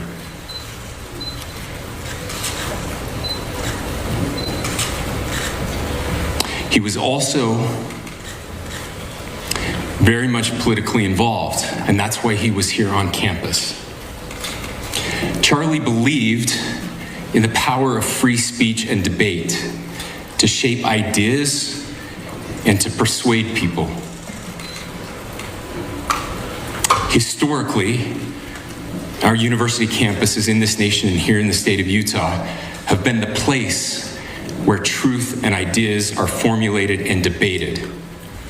And that's what he does. He comes on college campuses and he debates. That is foundational to the formation of our country, to our most basic constitutional rights. And when someone takes the life of a person because of their ideas or their ideals, then that very constitutional foundation is threatened. Nobody should have to pay that price, but Charlie did.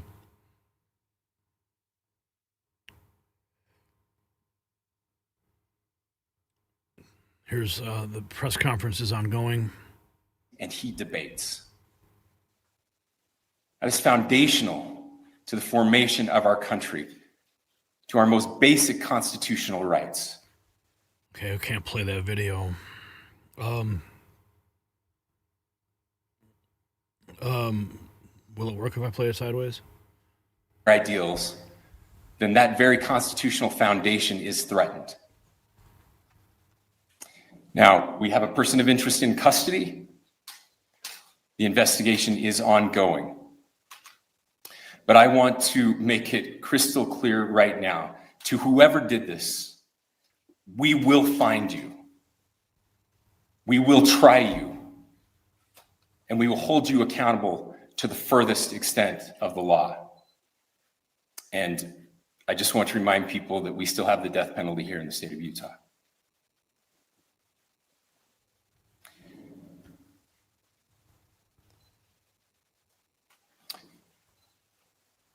Our nation is broken. We've had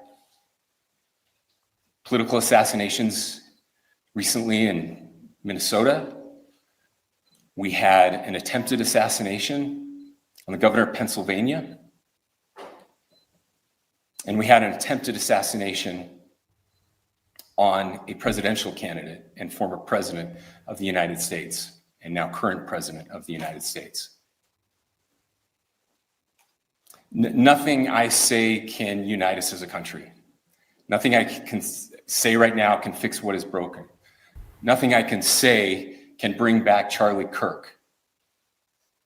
Our hearts are broken. We mourn with his wife, his children, his family, his friends. We mourn as a nation. If anyone in the sound of my voice celebrated even a little bit at the news of this shooting, I would beg you to look in the mirror and to see if you can find a better angel in there somewhere. I don't care what his politics are. I care that he was an American. We desperately need our country. We desperately need leaders in our country. But more than the leaders, we just need every single person in this country to think about where we are and where we want to be. To ask ourselves, is this it? Is this what 250 years has wrought on us? I pray that that's not the case.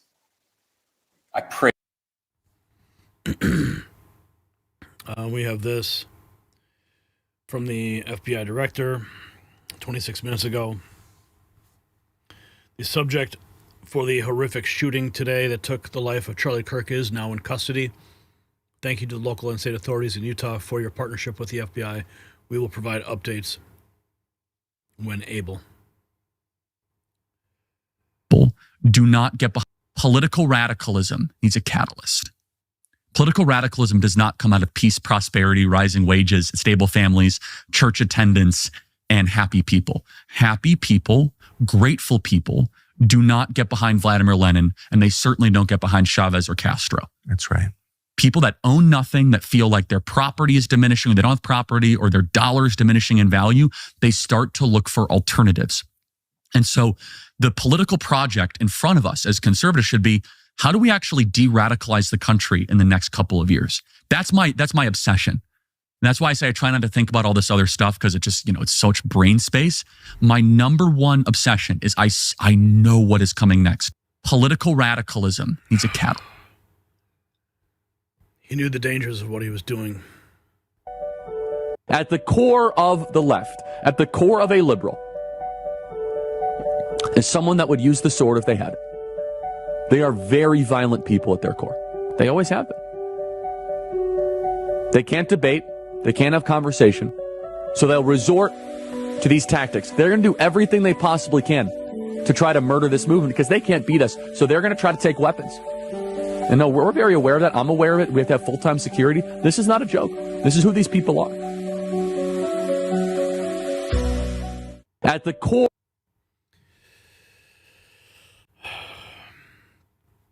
So suspects in custody here.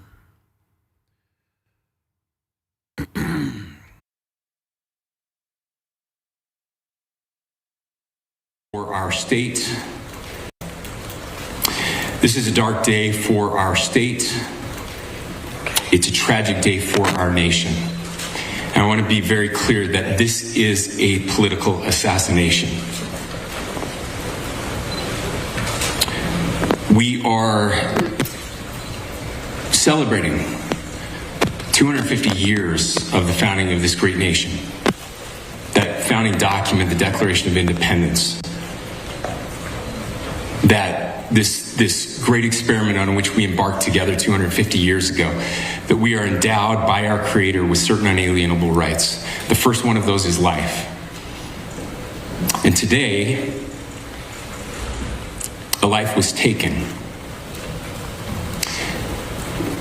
Charlie Kirk was first and foremost a husband and a dad to 2 young children.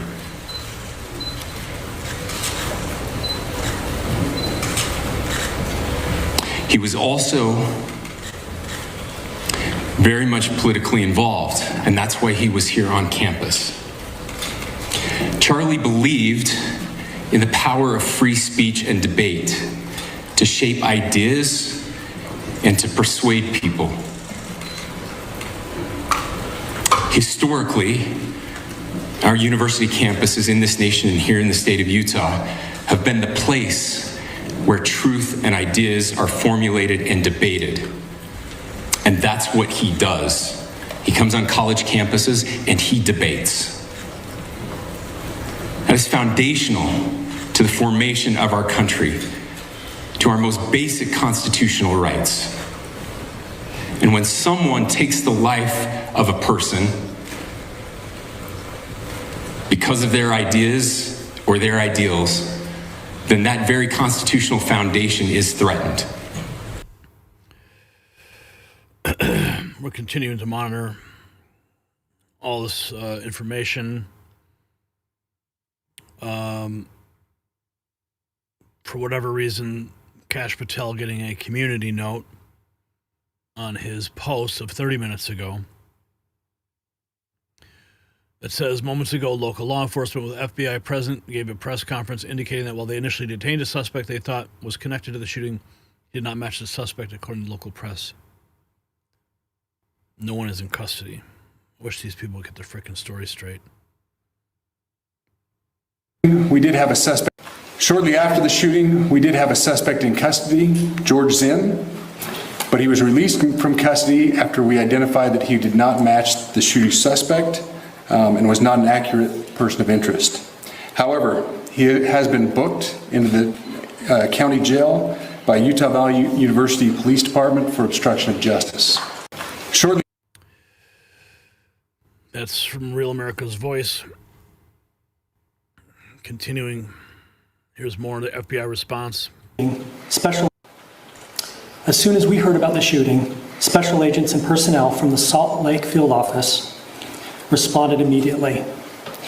We have full resources devoted to this investigation, including tactical, operational, investigative, and intelligence. To be clear, the FBI will fully support and co-lead this investigation alongside with our partners. We are working on setting up a digital media tip line, and as soon as it's established, we'll get that information out to everyone. I know there's a lot of questions. This is very much an active case, and this investigation is in its early stages. We are following all the leads and all the evidence. If anyone has any information, please report it to the FBI or local law enforcement. Thank you. As soon as we heard about the shooting, special agents and personnel. During my break, I had a phone call with my pastor, and we prayed. And he said that he was led to Jeremiah 32:27. Behold, I am the Lord, the God of all flesh. Is anything too hard for me? Jeremiah 32:27 is a powerful declaration of God's omnipotence and a call to unwavering faith in him regardless of the challenges faced. The verse occurs during a critical moment when the city of Jerusalem is under siege by the Babylonians. In this context, God is assuring Jeremiah of his power to bring about restoration even after destruction. We need to pray for restoration and for God's grace to stand in faith, according to Jeremiah 32:27. Amen.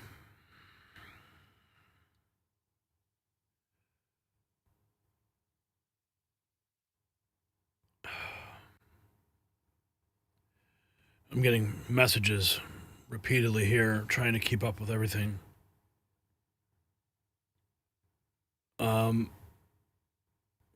Let's see here. Yes, there is a death penalty in Utah, calling it a political assassination. I'm checking back with what we've been tracking here.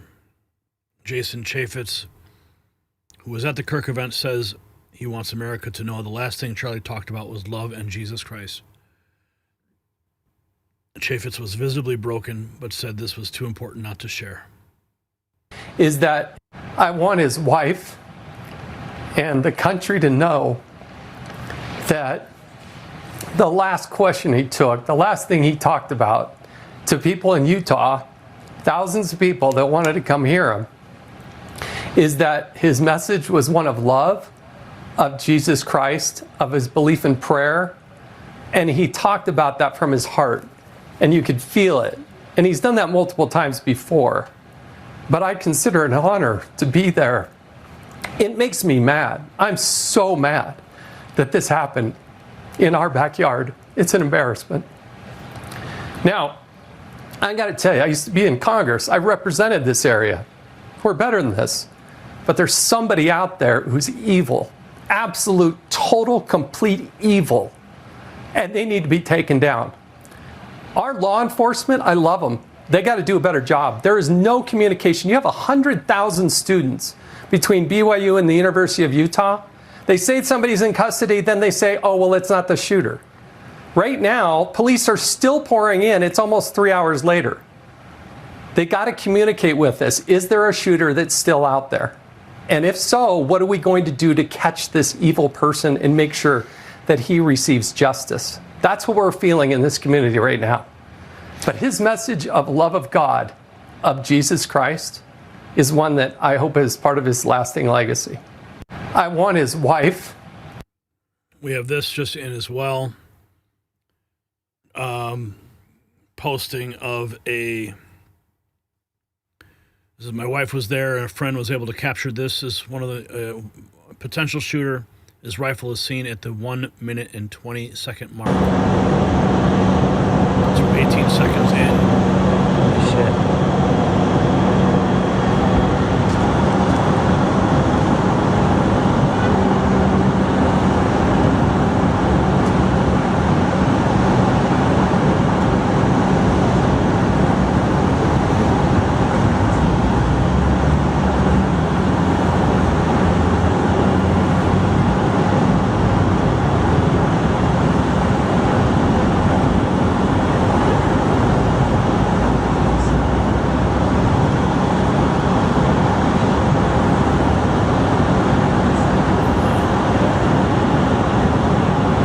Do you see his gun?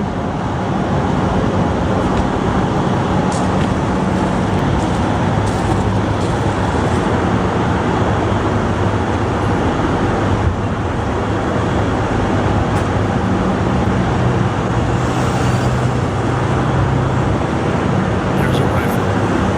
That's his rifle. The suppressor.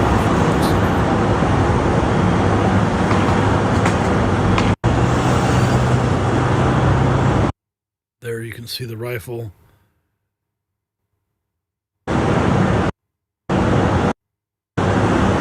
That's his rifle.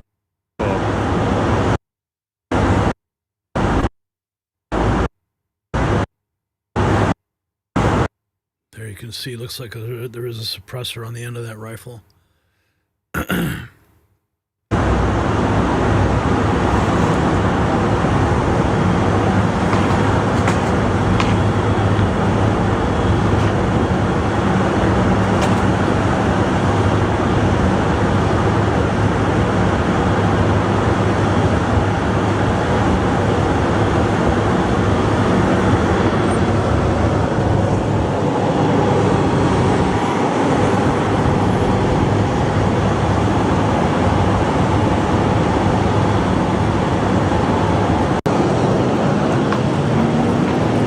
I think they just found. It looks like maybe he was on a bicycle, because you don't see anybody pulled over.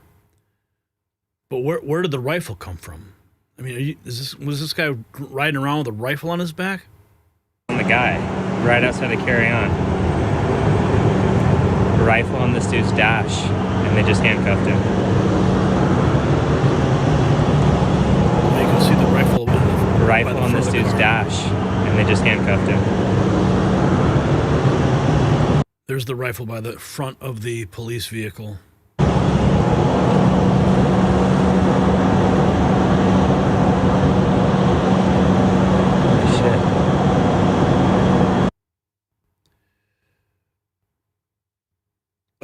Some people saying it's a pellet gun.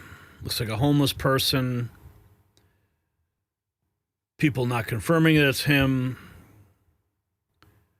Can a rifle with suppression shoot accurately from 200 yards away?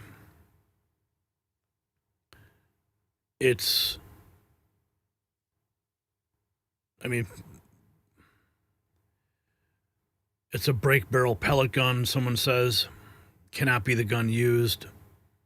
Doesn't match the dispatch description. People saying it's not the shooter. Multiple people stating it's a break barrel pellet gun.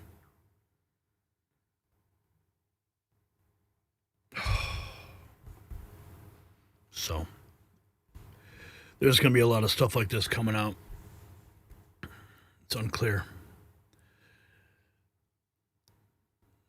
For some reason, I don't get a vibe from this guy that he was the one.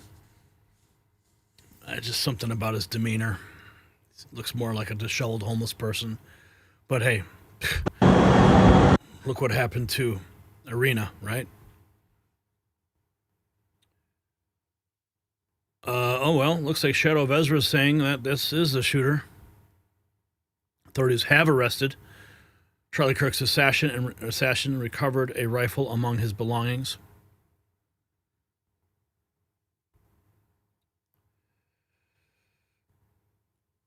Let's see what Alex is saying. I was sitting in this parking lot going home. I started crying a few minutes ago. Look, folks, I'm not somebody that cries easily. I was sitting in this parking lot going home. I started crying a few minutes ago. Charlie Kirk was a really sweet person. I first met him back in 2016 at the RNC in Cleveland. He was so young.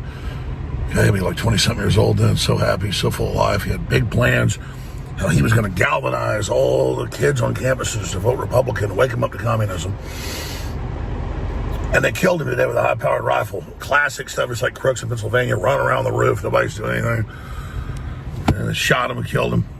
And the left's celebrating it. And, you know, all the Democrats calling for violence. It's everything else is just sick filth. But, you know, Charlie Kirk really is a hero. And a family man and somebody that had a real vision. And the left and the globalists have really screwed up because, look, there's safety in numbers. And I was honest in videos I posted. I said, I don't do a bunch of public events. I don't go to colleges because I guarantee you, if I went out for a year, 10, 15 events, I'll get shot dead. And I'm not scared of dying, but I can digitally and cyber level, you know, really counter the globalist. And I remember telling people, I think I've even said it on air, I said, man, I was surprised Charlie Kirk's not dead. Because the left can't deal with this. And he knew what he was doing. He put himself out there on the front lines. He got millions of votes. Millions of votes for Trump. And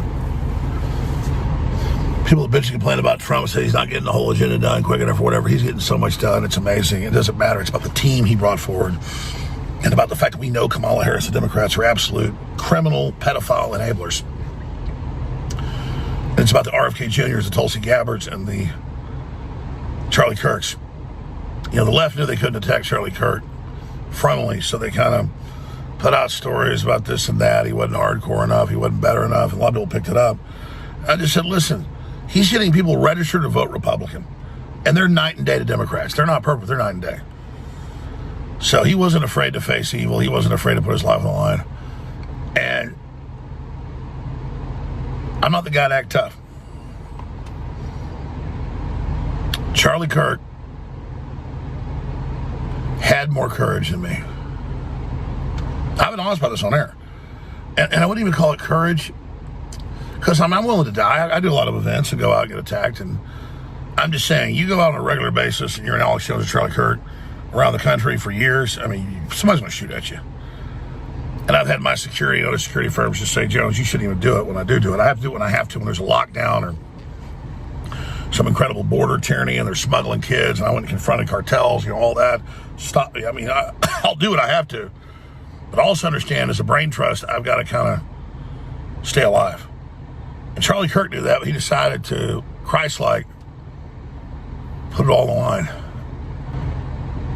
And man, like watching that Ukrainian woman bleed to death and nobody help her. And then watching Charlie get hit by that high-powered rifle in the neck was such a blast wave, it makes his whole shirt go crazy. So I thought it was hitting the chest. I'm just like, damn, that's a man right there, man. That's a fucking man right there. Seems smart. He knew it was coming. But he was so energetic and so positive. And we all say, this person won for Trump, that person won, Elon did it, I did it, Trump did it. Without all this team, we would have done it. Without Charlie Kirk, it wouldn't happen. And so the left's coming with their violence. They're coming with more attacks.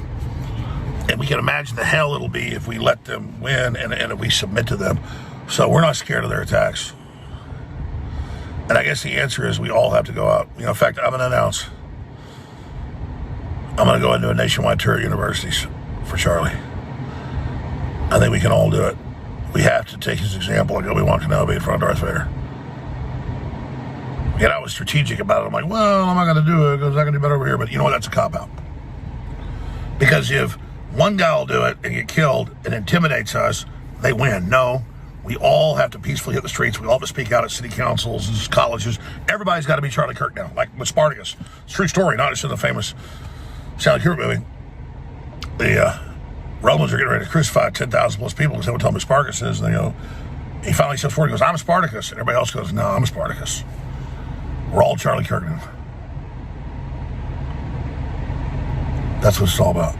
So I promise I'm doing it. And I know I've got to put it, I don't care. If I go out and some leftist guns me down on the thing, it's an honor. It'll just be a bigger example of people because you guys have summoned the whirlwind. And that's what it comes down to. Because they can shut down the internet and censor us all tomorrow, but they can't stop us in the streets. We love you, Charlie. We love your family. We're so proud of you.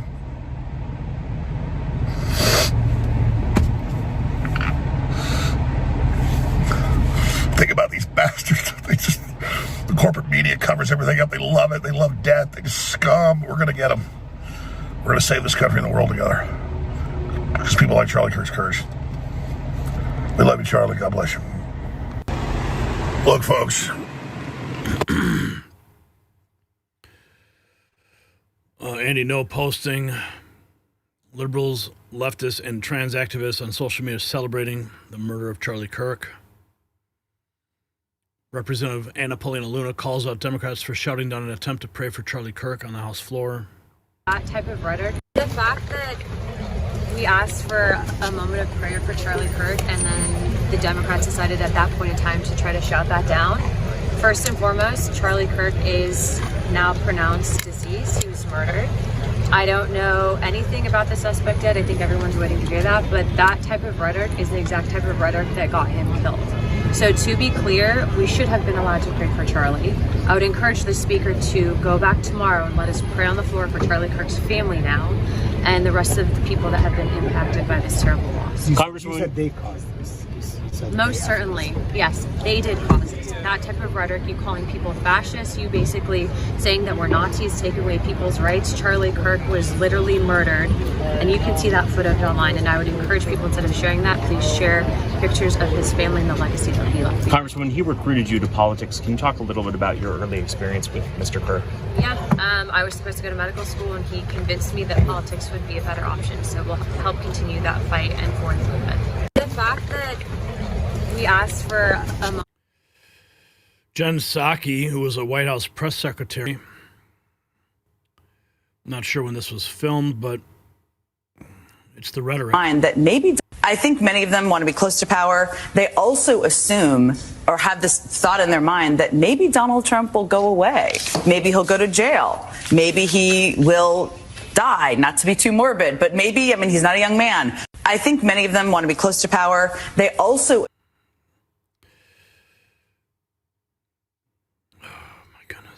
Charlie Kirk is right. Why are we tolerating these judges? This is 7 hours ago. Senator Elizabeth Warren reacts to the death of Charlie Kirk and calls for more gun control legislation. Then she attacks President Trump for seemingly turning up the temperature. Footage from Andy Napier. This is just wrong. And my heart goes out to his family, to his friends, but we just cannot be a country that turns to violence when we disagree. We just can't. What can Congress do about it, Senator? Well, one thing Congress can do is gun safety, and every time there's a killing, the Republicans say this is not the time to talk about gun safety. And yet we have to. As a nation, we have more gun deaths than most other nations, and we don't keep our children, our friends, our neighbors safe by just putting ordinary gun safety rules in place. You know, I just want to say this coming from Massachusetts. If the rest of the country would just follow the rules we follow in Massachusetts, we could reduce fatalities all over this country. And plenty of people who are hunters and who use guns for sport still have lots of activities in Massachusetts. But at least we make it a little tougher to use guns for harming other human beings. What do you say to people who are saying the Democrats need to lower the temperature, stop talking about things and, you know... Right. Why don't you start with the President of the United States, right? And every ugly meme he has posted and every ugly word. He is the leader of this nation.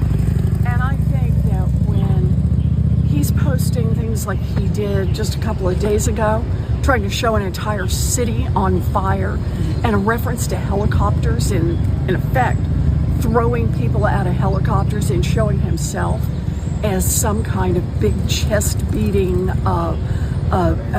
threat, then I just don't want to hear this from the Republicans. Do you think politicians on both sides have a role to play here, though, in trying to turn the rhetoric down? I think what we have to say is, A, violence is not the answer, and we are willing to take steps so that violence in this country is not so lethal. Do we have a single Republican who will stand up and join us following the school shooting out in Denver at the same time? School shootings happen every single day. They have become commonplace in this country. It's hard now to actually get attention when someone has been mowed down with a gun, and Congress could change that and should change that. I just asked Senator Cassidy that same question before you, and he said Congress can't change the heart of a man. You can change whether or not they have a lethal weapon in their hands, and the likelihood that they will be able to kill another person or to kill themselves goes up if they have a lethal weapon. Those are the facts. And Republicans want to turn their backs on that because it is more politically. Yeah. People are so ridiculous. Oh my goodness. Yeah. Gun control is going to solve the problem. The streets. This is... I just don't even know why there aren't uprisings all over the country, and maybe there will be. People need to start taking to the streets. This is a dictator. You know, there needs to be unrest in the streets for as long as there's unrest in our lives. Enemies of the state. Show me where it says that protests are supposed to be polite. And we've seen it a million times.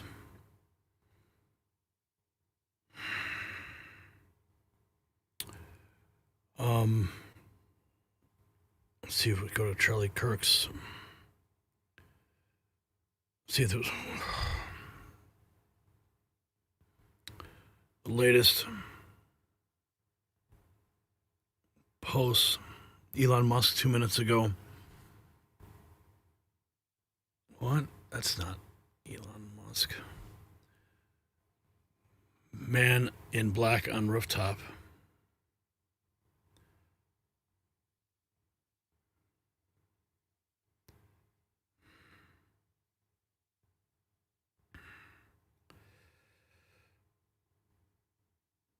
Let's see.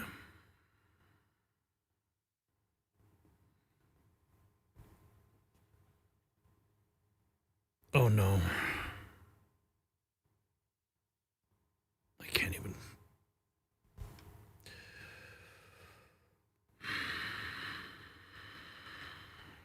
Do we have anything else? Todd?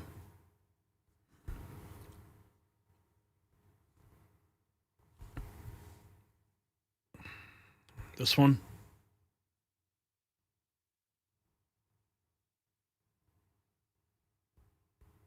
They are capable of anything. Yeah, I know that it's somewhat object of mockery to say thoughts and prayers, but thoughts and prayers for his family. They need it from all of us. And Jesse's right. If they could do this, they are capable of anything. I think that was the message. I believe that was the message. It's really hard to radicalize Republicans. Yeah. You know, it's like we're not the radical type. But if you thought that you were going to shut a movement down, you're going to get a rude awakening. You woke us the fuck up. And we will. Yeah, I know that it's somewhat object of mockery to say thoughts and prayers, but thoughts and prayers. We do have the full press conference here, including representatives of the FBI,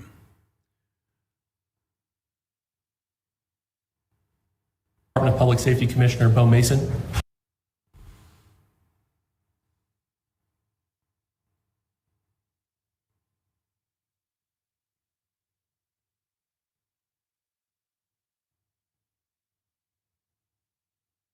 Thank you for being here.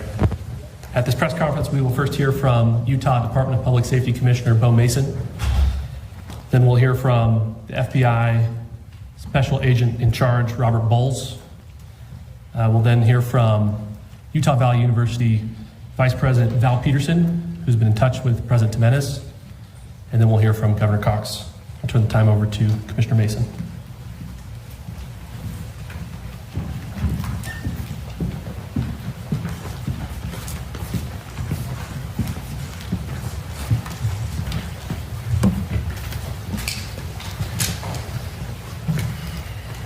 Hello, everyone. I'm Bo Mason, Commissioner for the Utah Department of Public Safety. Today at approximately 12:20 Mountain Standard Time, political influencer Charlie Kirk was shot at an event at the Utah Valley University. He was taken by private vehicle to Timpanogos Hospital, where he later passed. The Utah Department of Public Safety will be co-leading this criminal investigation to find this killer, along with the Federal Bureau of Investigation. We're working in unison with the County Sheriff's Office, the local police department, and the University Police Department, all of which have been very cooperative and fully engaged in this process. Shortly after the shooting, we did have a suspect in custody, George Zinn, but he was released from custody after we identified that he did not match the shooting suspect and was not an accurate person of interest. However, he has been booked into the county jail by Utah Valley University Police Department for obstruction of justice. We do still have an active investigation for the person of interest. This incident occurred with a large crowd around. There was one shot fired and one victim. While the suspect is at large, we believe this was a targeted attack towards one individual. This is a tragic moment in our state and in our country. As we heal, we encourage everyone who is struggling with news of the incident to call 988, our state mental health crisis line. In addition to that, our partners with the FBI will also be discussing other ways we can communicate through the public for tips and other information. Thank you. Good afternoon. On behalf of the FBI, we extend our sincerest condolences to the family and friends of Charlie Kirk. Our thoughts are also with the people who witnessed this traumatic event. We know that what you experienced was very difficult. Our thoughts are with you as well. As soon as we heard about the shooting, special agents and personnel from the Salt Lake Field Office responded immediately. We have full resources devoted to this investigation, including tactical, operational, investigative, and intelligence. To be clear, the FBI will fully support and co-lead this investigation alongside with our partners. We are working on setting up a digital media tip line, and as soon as it's established, we'll get that information out to everyone. I know there's a lot of questions. This is very much an active case, and this investigation is in its early stages. We are following all the leads and all the evidence. If anyone has any information, please report it to the FBI or local law enforcement. Thank you. On behalf of President Tumenez, who we've been communicating with, and she's on her way back right now, I say that on behalf of Utah Valley University, we are shocked and saddened by the tragic passing of Charlie Kirk.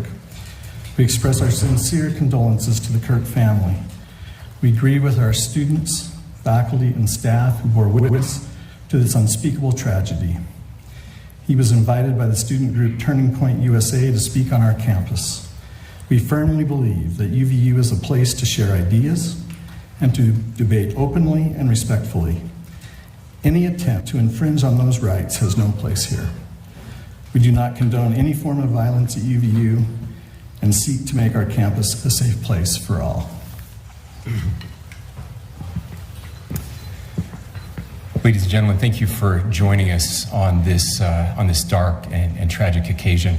I want to thank our law enforcement officers who are leading this investigation, starting with Chief Long and his response here with the UVU Police Department.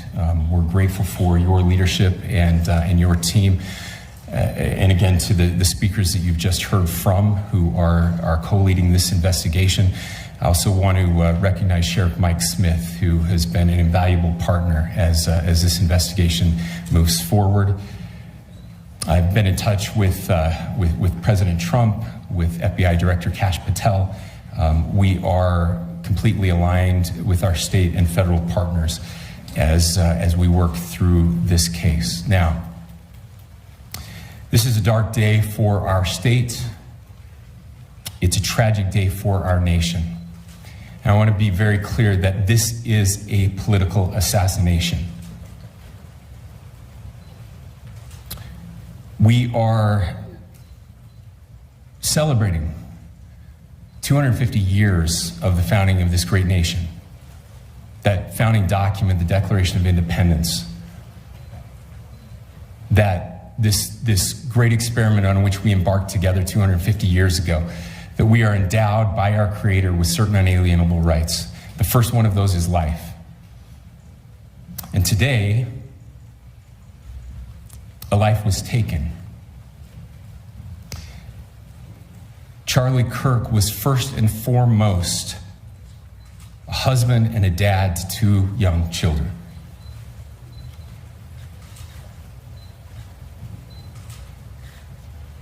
He was also very much politically involved, and that's why he was here on campus. Charlie believed in the power of free speech and debate to shape ideas and to persuade people. Historically, our university campuses in this nation and here in the state of Utah have been the place where truth and ideas are formulated and debated. And that's what he does. He comes on college campuses and he debates. That is foundational to the formation of our country, to our most basic constitutional rights. And when someone takes the life of a person because of their ideas or their ideals, then that very constitutional foundation is threatened. Now, we have a person of interest in custody. The investigation is ongoing. But I want to make it crystal clear right now, to whoever did this, we will find you. We will try you. And we will hold you accountable to the furthest extent of the law. And I just want to remind people that we still have the death penalty here in the state of Utah.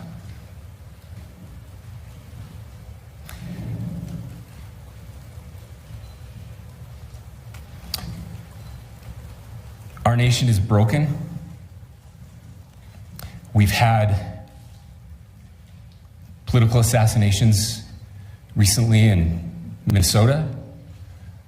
We had an attempted assassination on the governor of Pennsylvania. And we had an attempted assassination on a presidential candidate and former president of the United States, and now current president of the United States. Nothing I say can unite us as a country. Nothing I can say right now can fix what is broken. Nothing I can say can bring back Charlie Kirk. Our hearts are broken. We mourn with his wife, his children, his family, his friends. We mourn as a nation. If anyone in the sound of my voice celebrated even a little bit at the news of this shooting, I would beg you to look in the mirror and to see if you can find a better angel in there somewhere. I don't care what his politics are. I care that he was an American. We desperately need our country. We desperately need leaders in our country. But more than the leaders, we just need every single person in this country to think about where we are and where we want to be. To ask ourselves, is this it? Is this what 250 years has wrought on us? I pray that that's not the case. I pray that those who hated what Charlie Kirk stood for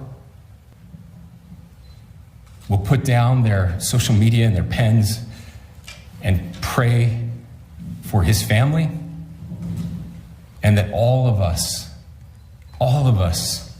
will try to find a way to stop hating our fellow Americans.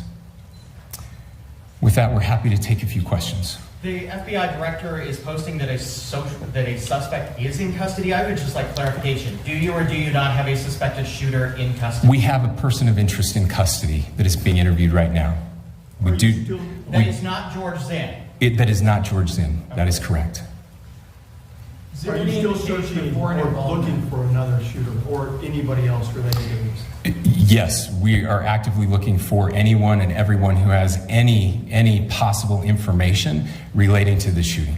Can you tell us details about the suspect being taken into custody? Where? How long ago?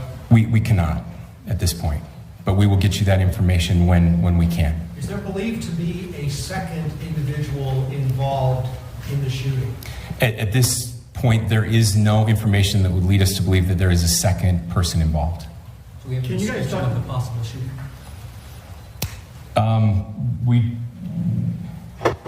Do you want to talk about what we know there? Yeah. The only information we have on the suspect, the possible shooter, is taken from closed circuit TV here on campus. We do have that. We're analyzing it, but it is security camera footage, so you can kind of guess what the quality of that is. But we do know dressed in all dark clothing, but we don't have a much better description other than that. Where do you believe the shot came from? The shot came from here on campus, from a location at a fair, potentially from a roof. Yes, a longer distance shot from a roof. So to clarify, with the security camera footage you have and the person of interest that's in custody, does that match up? That's what we're trying to decipher right now. So did FBI or DHS have anything on the threat board this morning? I can't speak to that. I'll just say that the investigation is ongoing, and as soon as we have further information, we will be sure to release it. Any indications of foreign intelligence involvement? As of now, I can't comment on any of that. Thank you. Can you talk a little bit about the security of the event itself? Who was there security-wise, and what happens on these kind of events? Chief Long. So my name is Jeff Long. I'm the police chief here at UVU, and I'll tell you right now, we are devastated. We're a small police department. We have a very large campus. We have over 40,000 students, and we love our students. We love our visitors, and we're devastated by what happened today. This is the police chief's nightmare. I'm very saddened for the Kirk family. I know his wife and parents found out about this. You know, obviously he's away from home. He's here in Utah. They find out by a police officer that visits their home. That's tragic. Nobody wants that. But I can tell you about our venue today. This was an open venue. This was outside. We did have 6 officers working that event. We had probably over 3,000 people that were in attendance. It sat down in kind of a bowl area here on the central campus. We have a waterfall area. And so he was kind of in a lower area, surrounded by buildings. We had some plainclothes police officers that were in the crowd as well. We train for these things, and you think you have things covered, and these things, unfortunately, they happen. You try to get your bases covered, and unfortunately today we didn't. And because of that, we had this tragic incident. So we did have officers there. We had Charlie Kirk's team.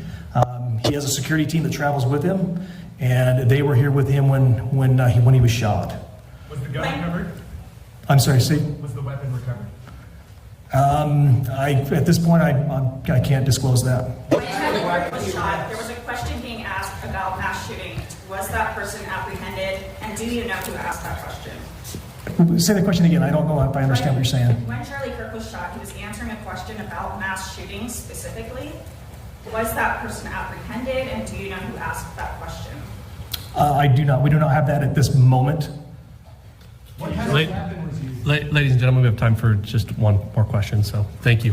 Yeah, a question for the chief as well. Was it your team or Kirk's team, or a combination of both, that kind of set the security protocol for the event? So we work together. He has his team, and they do this all over the country. We all know that. This is not uncommon for them. They're very comfortable on campuses, and I was coordinating with his lead security guy, and so yeah, we were working together. Was this a sharpshooter type shot? Was this a Ladies and gentlemen, that's those are all the questions that will be answered today. Again, thank you for covering this. We will be updating you as soon as we have additional information through normal channels, working with law enforcement. Again, our deepest condolences to the Kirk family and to the students who were there today. I would just ask everyone everywhere to please pray for their family and to pray for our country. We need it now more than ever. Thank you.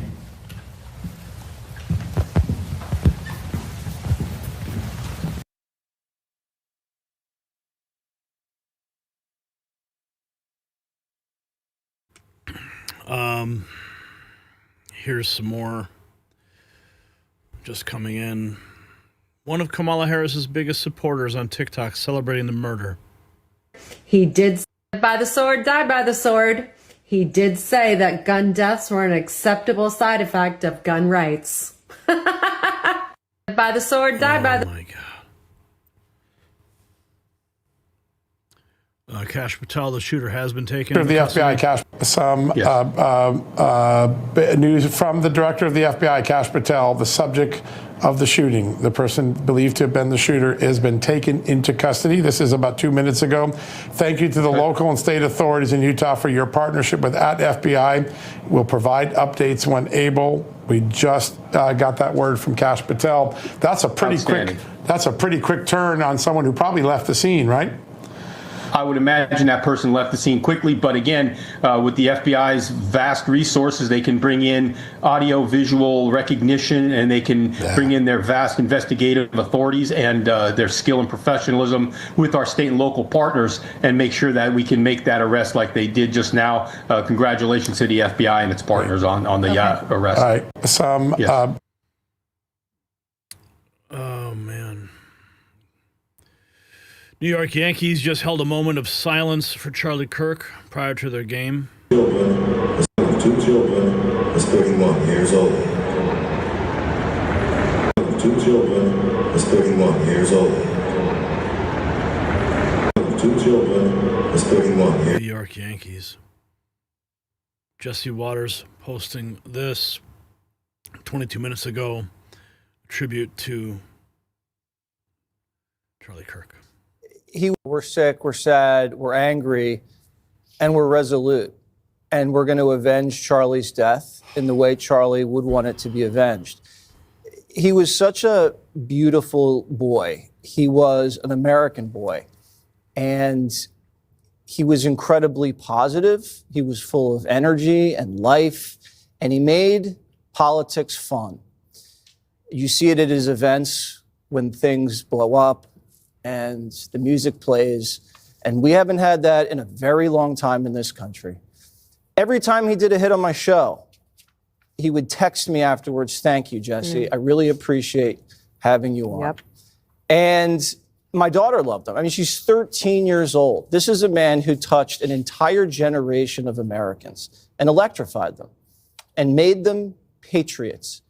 And this is not a controversial person. This is not a polarizing guy, a divisive person, a firebrand that he's being described as in the media.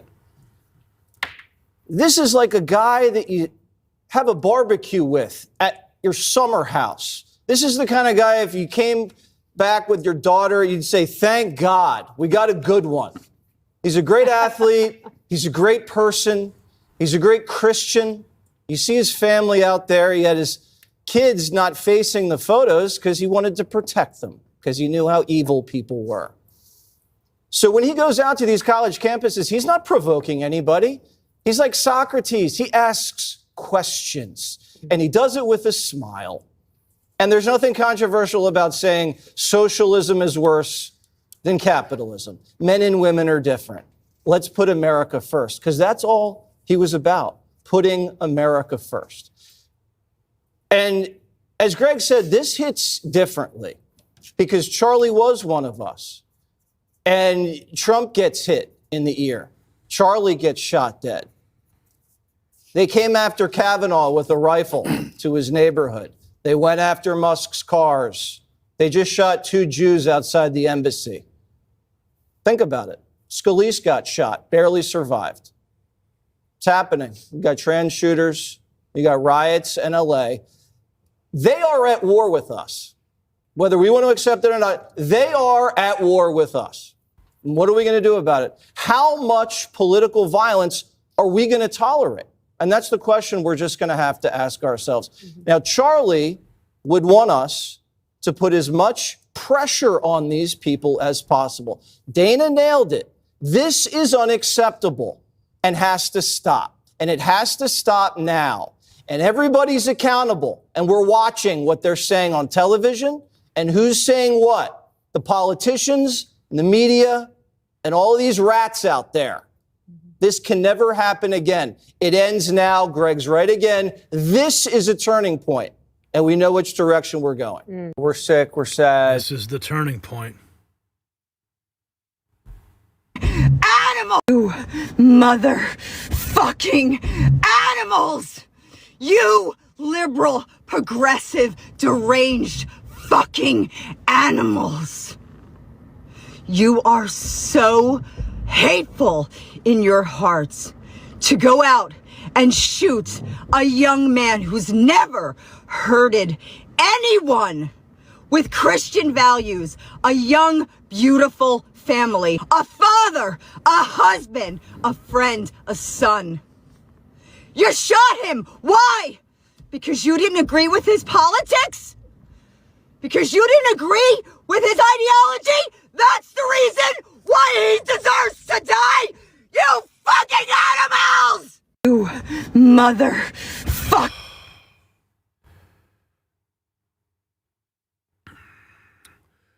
Another unhinged Michael Hudson, licensed social worker at Veterans Health, appears to celebrate Kirk's assassination. New Orleans Fire Department mocking Charlie Kirk's assassination.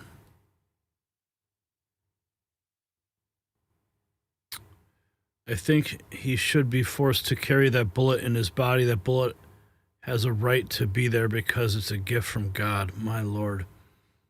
Ashley Creekbaum. People are sick.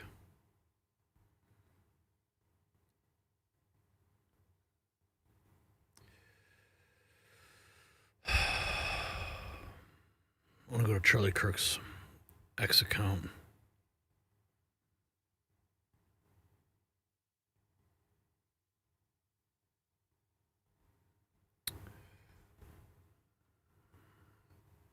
His last post 6 hours ago. If we want things to change, it's 100% necessary to politicize the senseless murder of Irina Zaratruska because it was politics that allowed a savage monster with 14 priors to be free on the streets to kill her. Of the cold. On August 22nd, Irina Zarutska was stabbed to death on the rail system in Charlotte, North Carolina by a savage career criminal. Her life story, I think, will be told both in the United States and Ukraine for years to come. What do you think the importance of this story is most fundamentally? This was one of the coldest, most senseless murders I've ever seen. She had no interaction with this guy whatsoever. She was sitting minding her own business, and he just takes out a knife and just decides to stab her. I do say this with some form of just heaviness. I don't like politicizing situations like this, but it just necessitates it because there are so many dynamics at play here. Based on the information evidence we have, the attacker did say, "I got that white girl."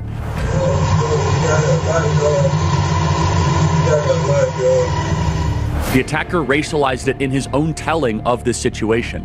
And we all know this. Any honest observer of your program knows this, including Van Jones even knows this deep down, which is that, of course, if a random white person on a subway took out a knife and stabbed a black girl senselessly to death, there would be massive media coverage. There would be policy changes. There would be people having to apologize for this. We saw this in George Floyd, and yet, for whatever reason, this situation has not garnered even a fraction of that kind of outrage or backlash. On August 22nd, Irina Zarutska was stabbed to death on... That was his last Facebook, or his last X post.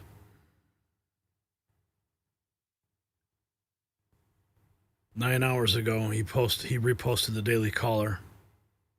Narrative that they have pushed forward. A war of words has erupted between Charlie Kirk and CNN's esteemed intellectual Van Jones over the Charlotte stabbing. Let's get into it. The narrative that they have pushed forward in the last 10 years is that there is a relentless assault against black people on behalf of white people. And the data does not show that. In fact, it's the exact opposite. White individuals are actually more likely to be attacked, especially even per capita, by black individuals in this country. People like Charlie Kirk, Van, they've been looking for opportunities to make this some sort of like reciprocal George Floyd situation. And that's the part that I think he's almost giving away the game. And it's sad to see a lot of people going along with it. We don't know why that man did what he did. And for Charlie Kirk to say, we know he did it because she's white, when there's no evidence of that, it's just pure race mongering, hate mongering. It's wrong. All right, time out. I swear, it's amazing how uninformed these people that do these shows are. But let's clue Van into the obvious here before we continue.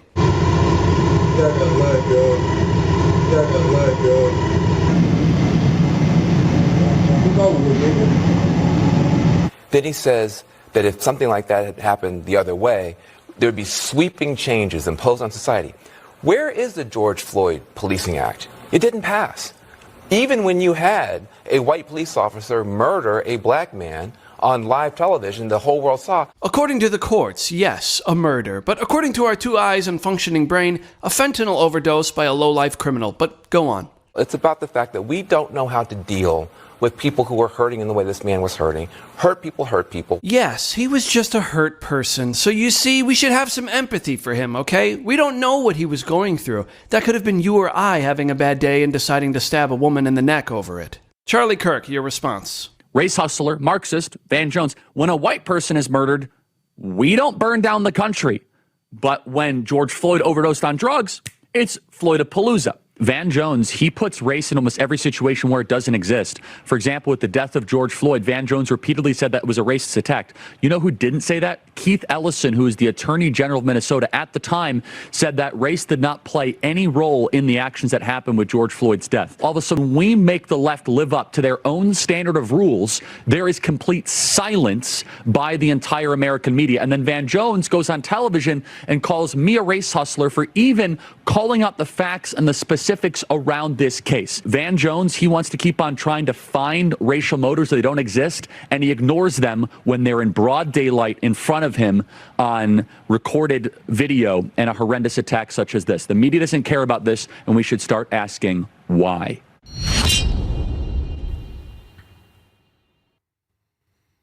Some of his last posts here on his X account. 9 hours ago.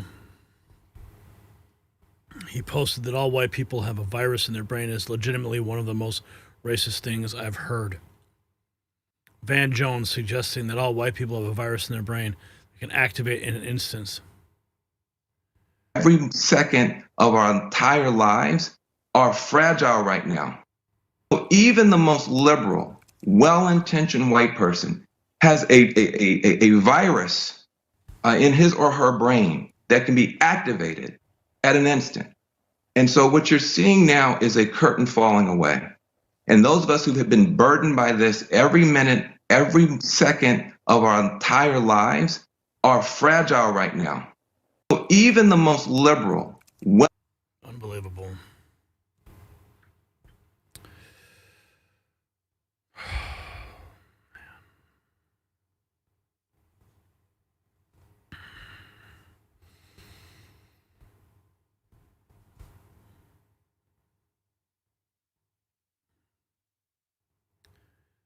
Senator Mark Kelly blames political rhetoric from both sides. Well, I've got to say, political constituents, political violence is never the answer. It divides us. But also, I've got to say, political rhetoric, too, from both sides, often gets out of hand. And it incites people to do things like this. And I think it's, so important in times like this, when we all take a step back and think about, our words and the consequences of them, from both sides of the political spectrum, constituents. Scott Jennings, Charlie Kirk was an unapologetic advocate for his Christian faith, his values, his country, and Western civilization.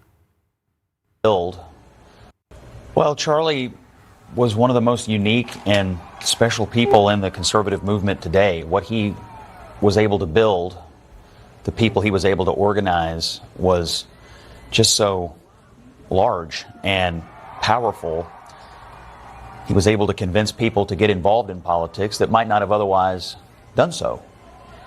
And you look at what he did on these campuses and in these public events, thousands of people were showing up, not for a rock concert, not for a sporting event, but for American politics. He inspired all these kids to be involved in their country. This is unequivocally a good legacy. He was also a godly person. He spoke about his faith openly. He was unapologetic about his views.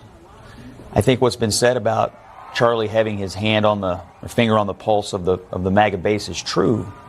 But what's also true is that he was enormously influential in that when an issue was emerging, when something was happening and people were sorting out their own views on it, how should I feel about this? Charlie was one of the first people they turned to see where's Charlie going to be on this issue, and how's he processing it, how's he analyzing it, and how does he think the young conservative should view whatever the issue happened to be. So it wasn't that he was just reflecting people, he was leading people, he was influencing people.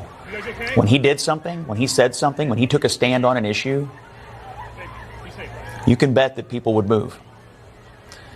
And so what he did to organize these young kids, to bring conservative values and views into public spaces that aren't normally thought of as places where conservatives would gather, was enormously courageous. It took a lot of damn guts to do it. And we'll never forget Charlie for being that next generation of conservative leader, rallying people when you might not have thought it was cool to do so, but he did it anyway. And he made it cool. And he made it, honestly, Charlie Kirk was a destination for a lot of young conservatives, and we're going to miss him. Well, Charlie was one of the most unique and special people in the conservative movement. TMZ caught celebrating the news of Charlie Kirk's passing. Are you serious? 2 o'clock Pacific, 5 o'clock Eastern. Janet, go. Go to have somebody look at the Fox. Trump just posted that Charlie Kirk is dead. News conference is scheduled for 3 o'clock. President of MSNBC has apologized after a guest on air blamed Charlie Kirk for his own assassination, accusing Charlie of hate speech. An apology is not enough, Nick Sortor reports. MSNBC should be taken off the air. This is their public relations statement from MSNBC President Rebecca Cutler. During our breaking news coverage of the shooting of Charlie Kirk, Matthew Dowd made comments that were inappropriate, insensitive, and unacceptable. We apologize for his statements, and as has he. There's no place for violence in America, political or otherwise.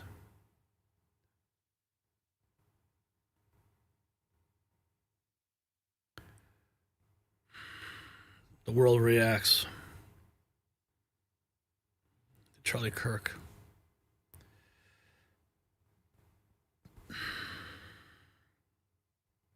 And that I'm just flesh and bone, but more importantly, I'm a soul. And that soul is accountable to one being. I mean, I've had an unbelievably blessed life.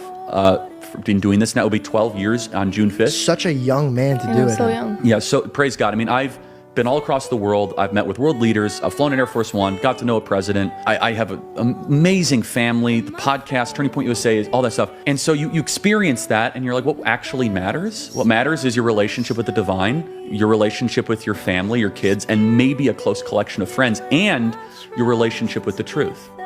I'm just flesh and bone, but more importantly, I'm a soul. And that soul... Right, folks. I think we're going to leave it right there.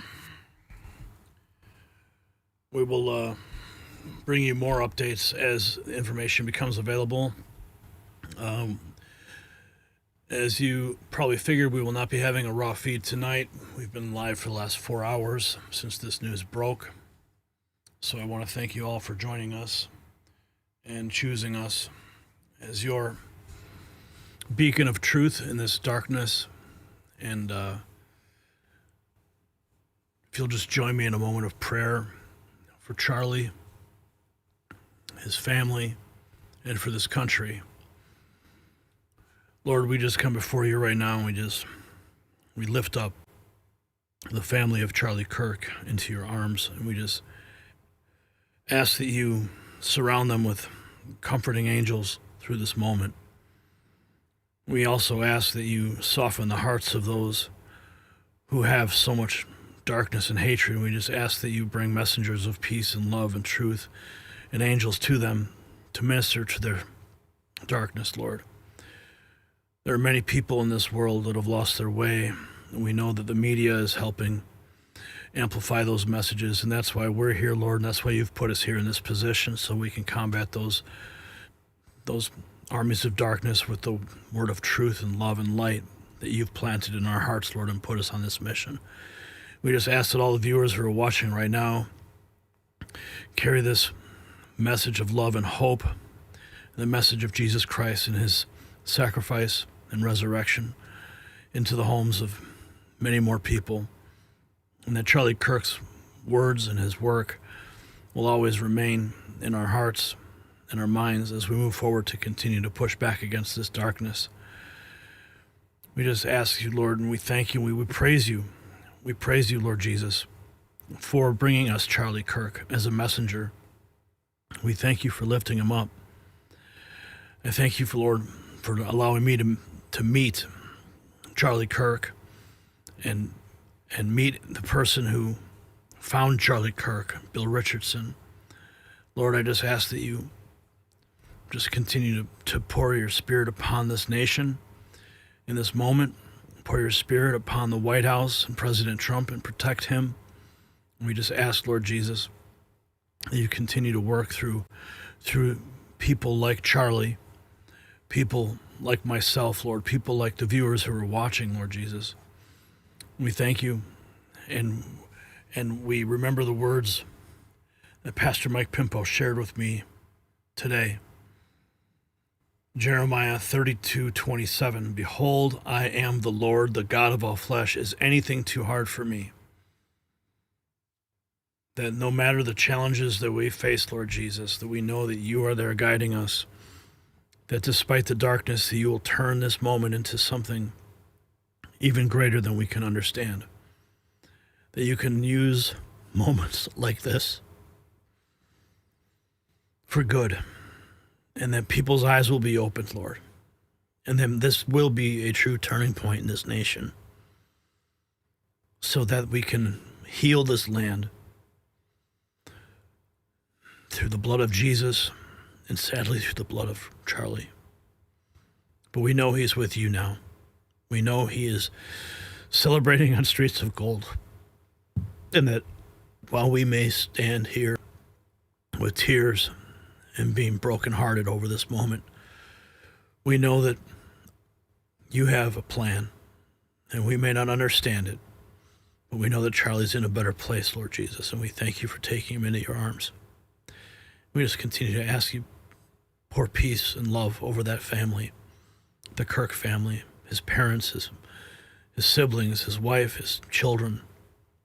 And you just continue to bless this nation with voices. We just ask that you raise up an army of voices like Charlie's, and all the people that he touched, all the students that he touched, all those years and all those campuses, Lord, all those seeds that were planted.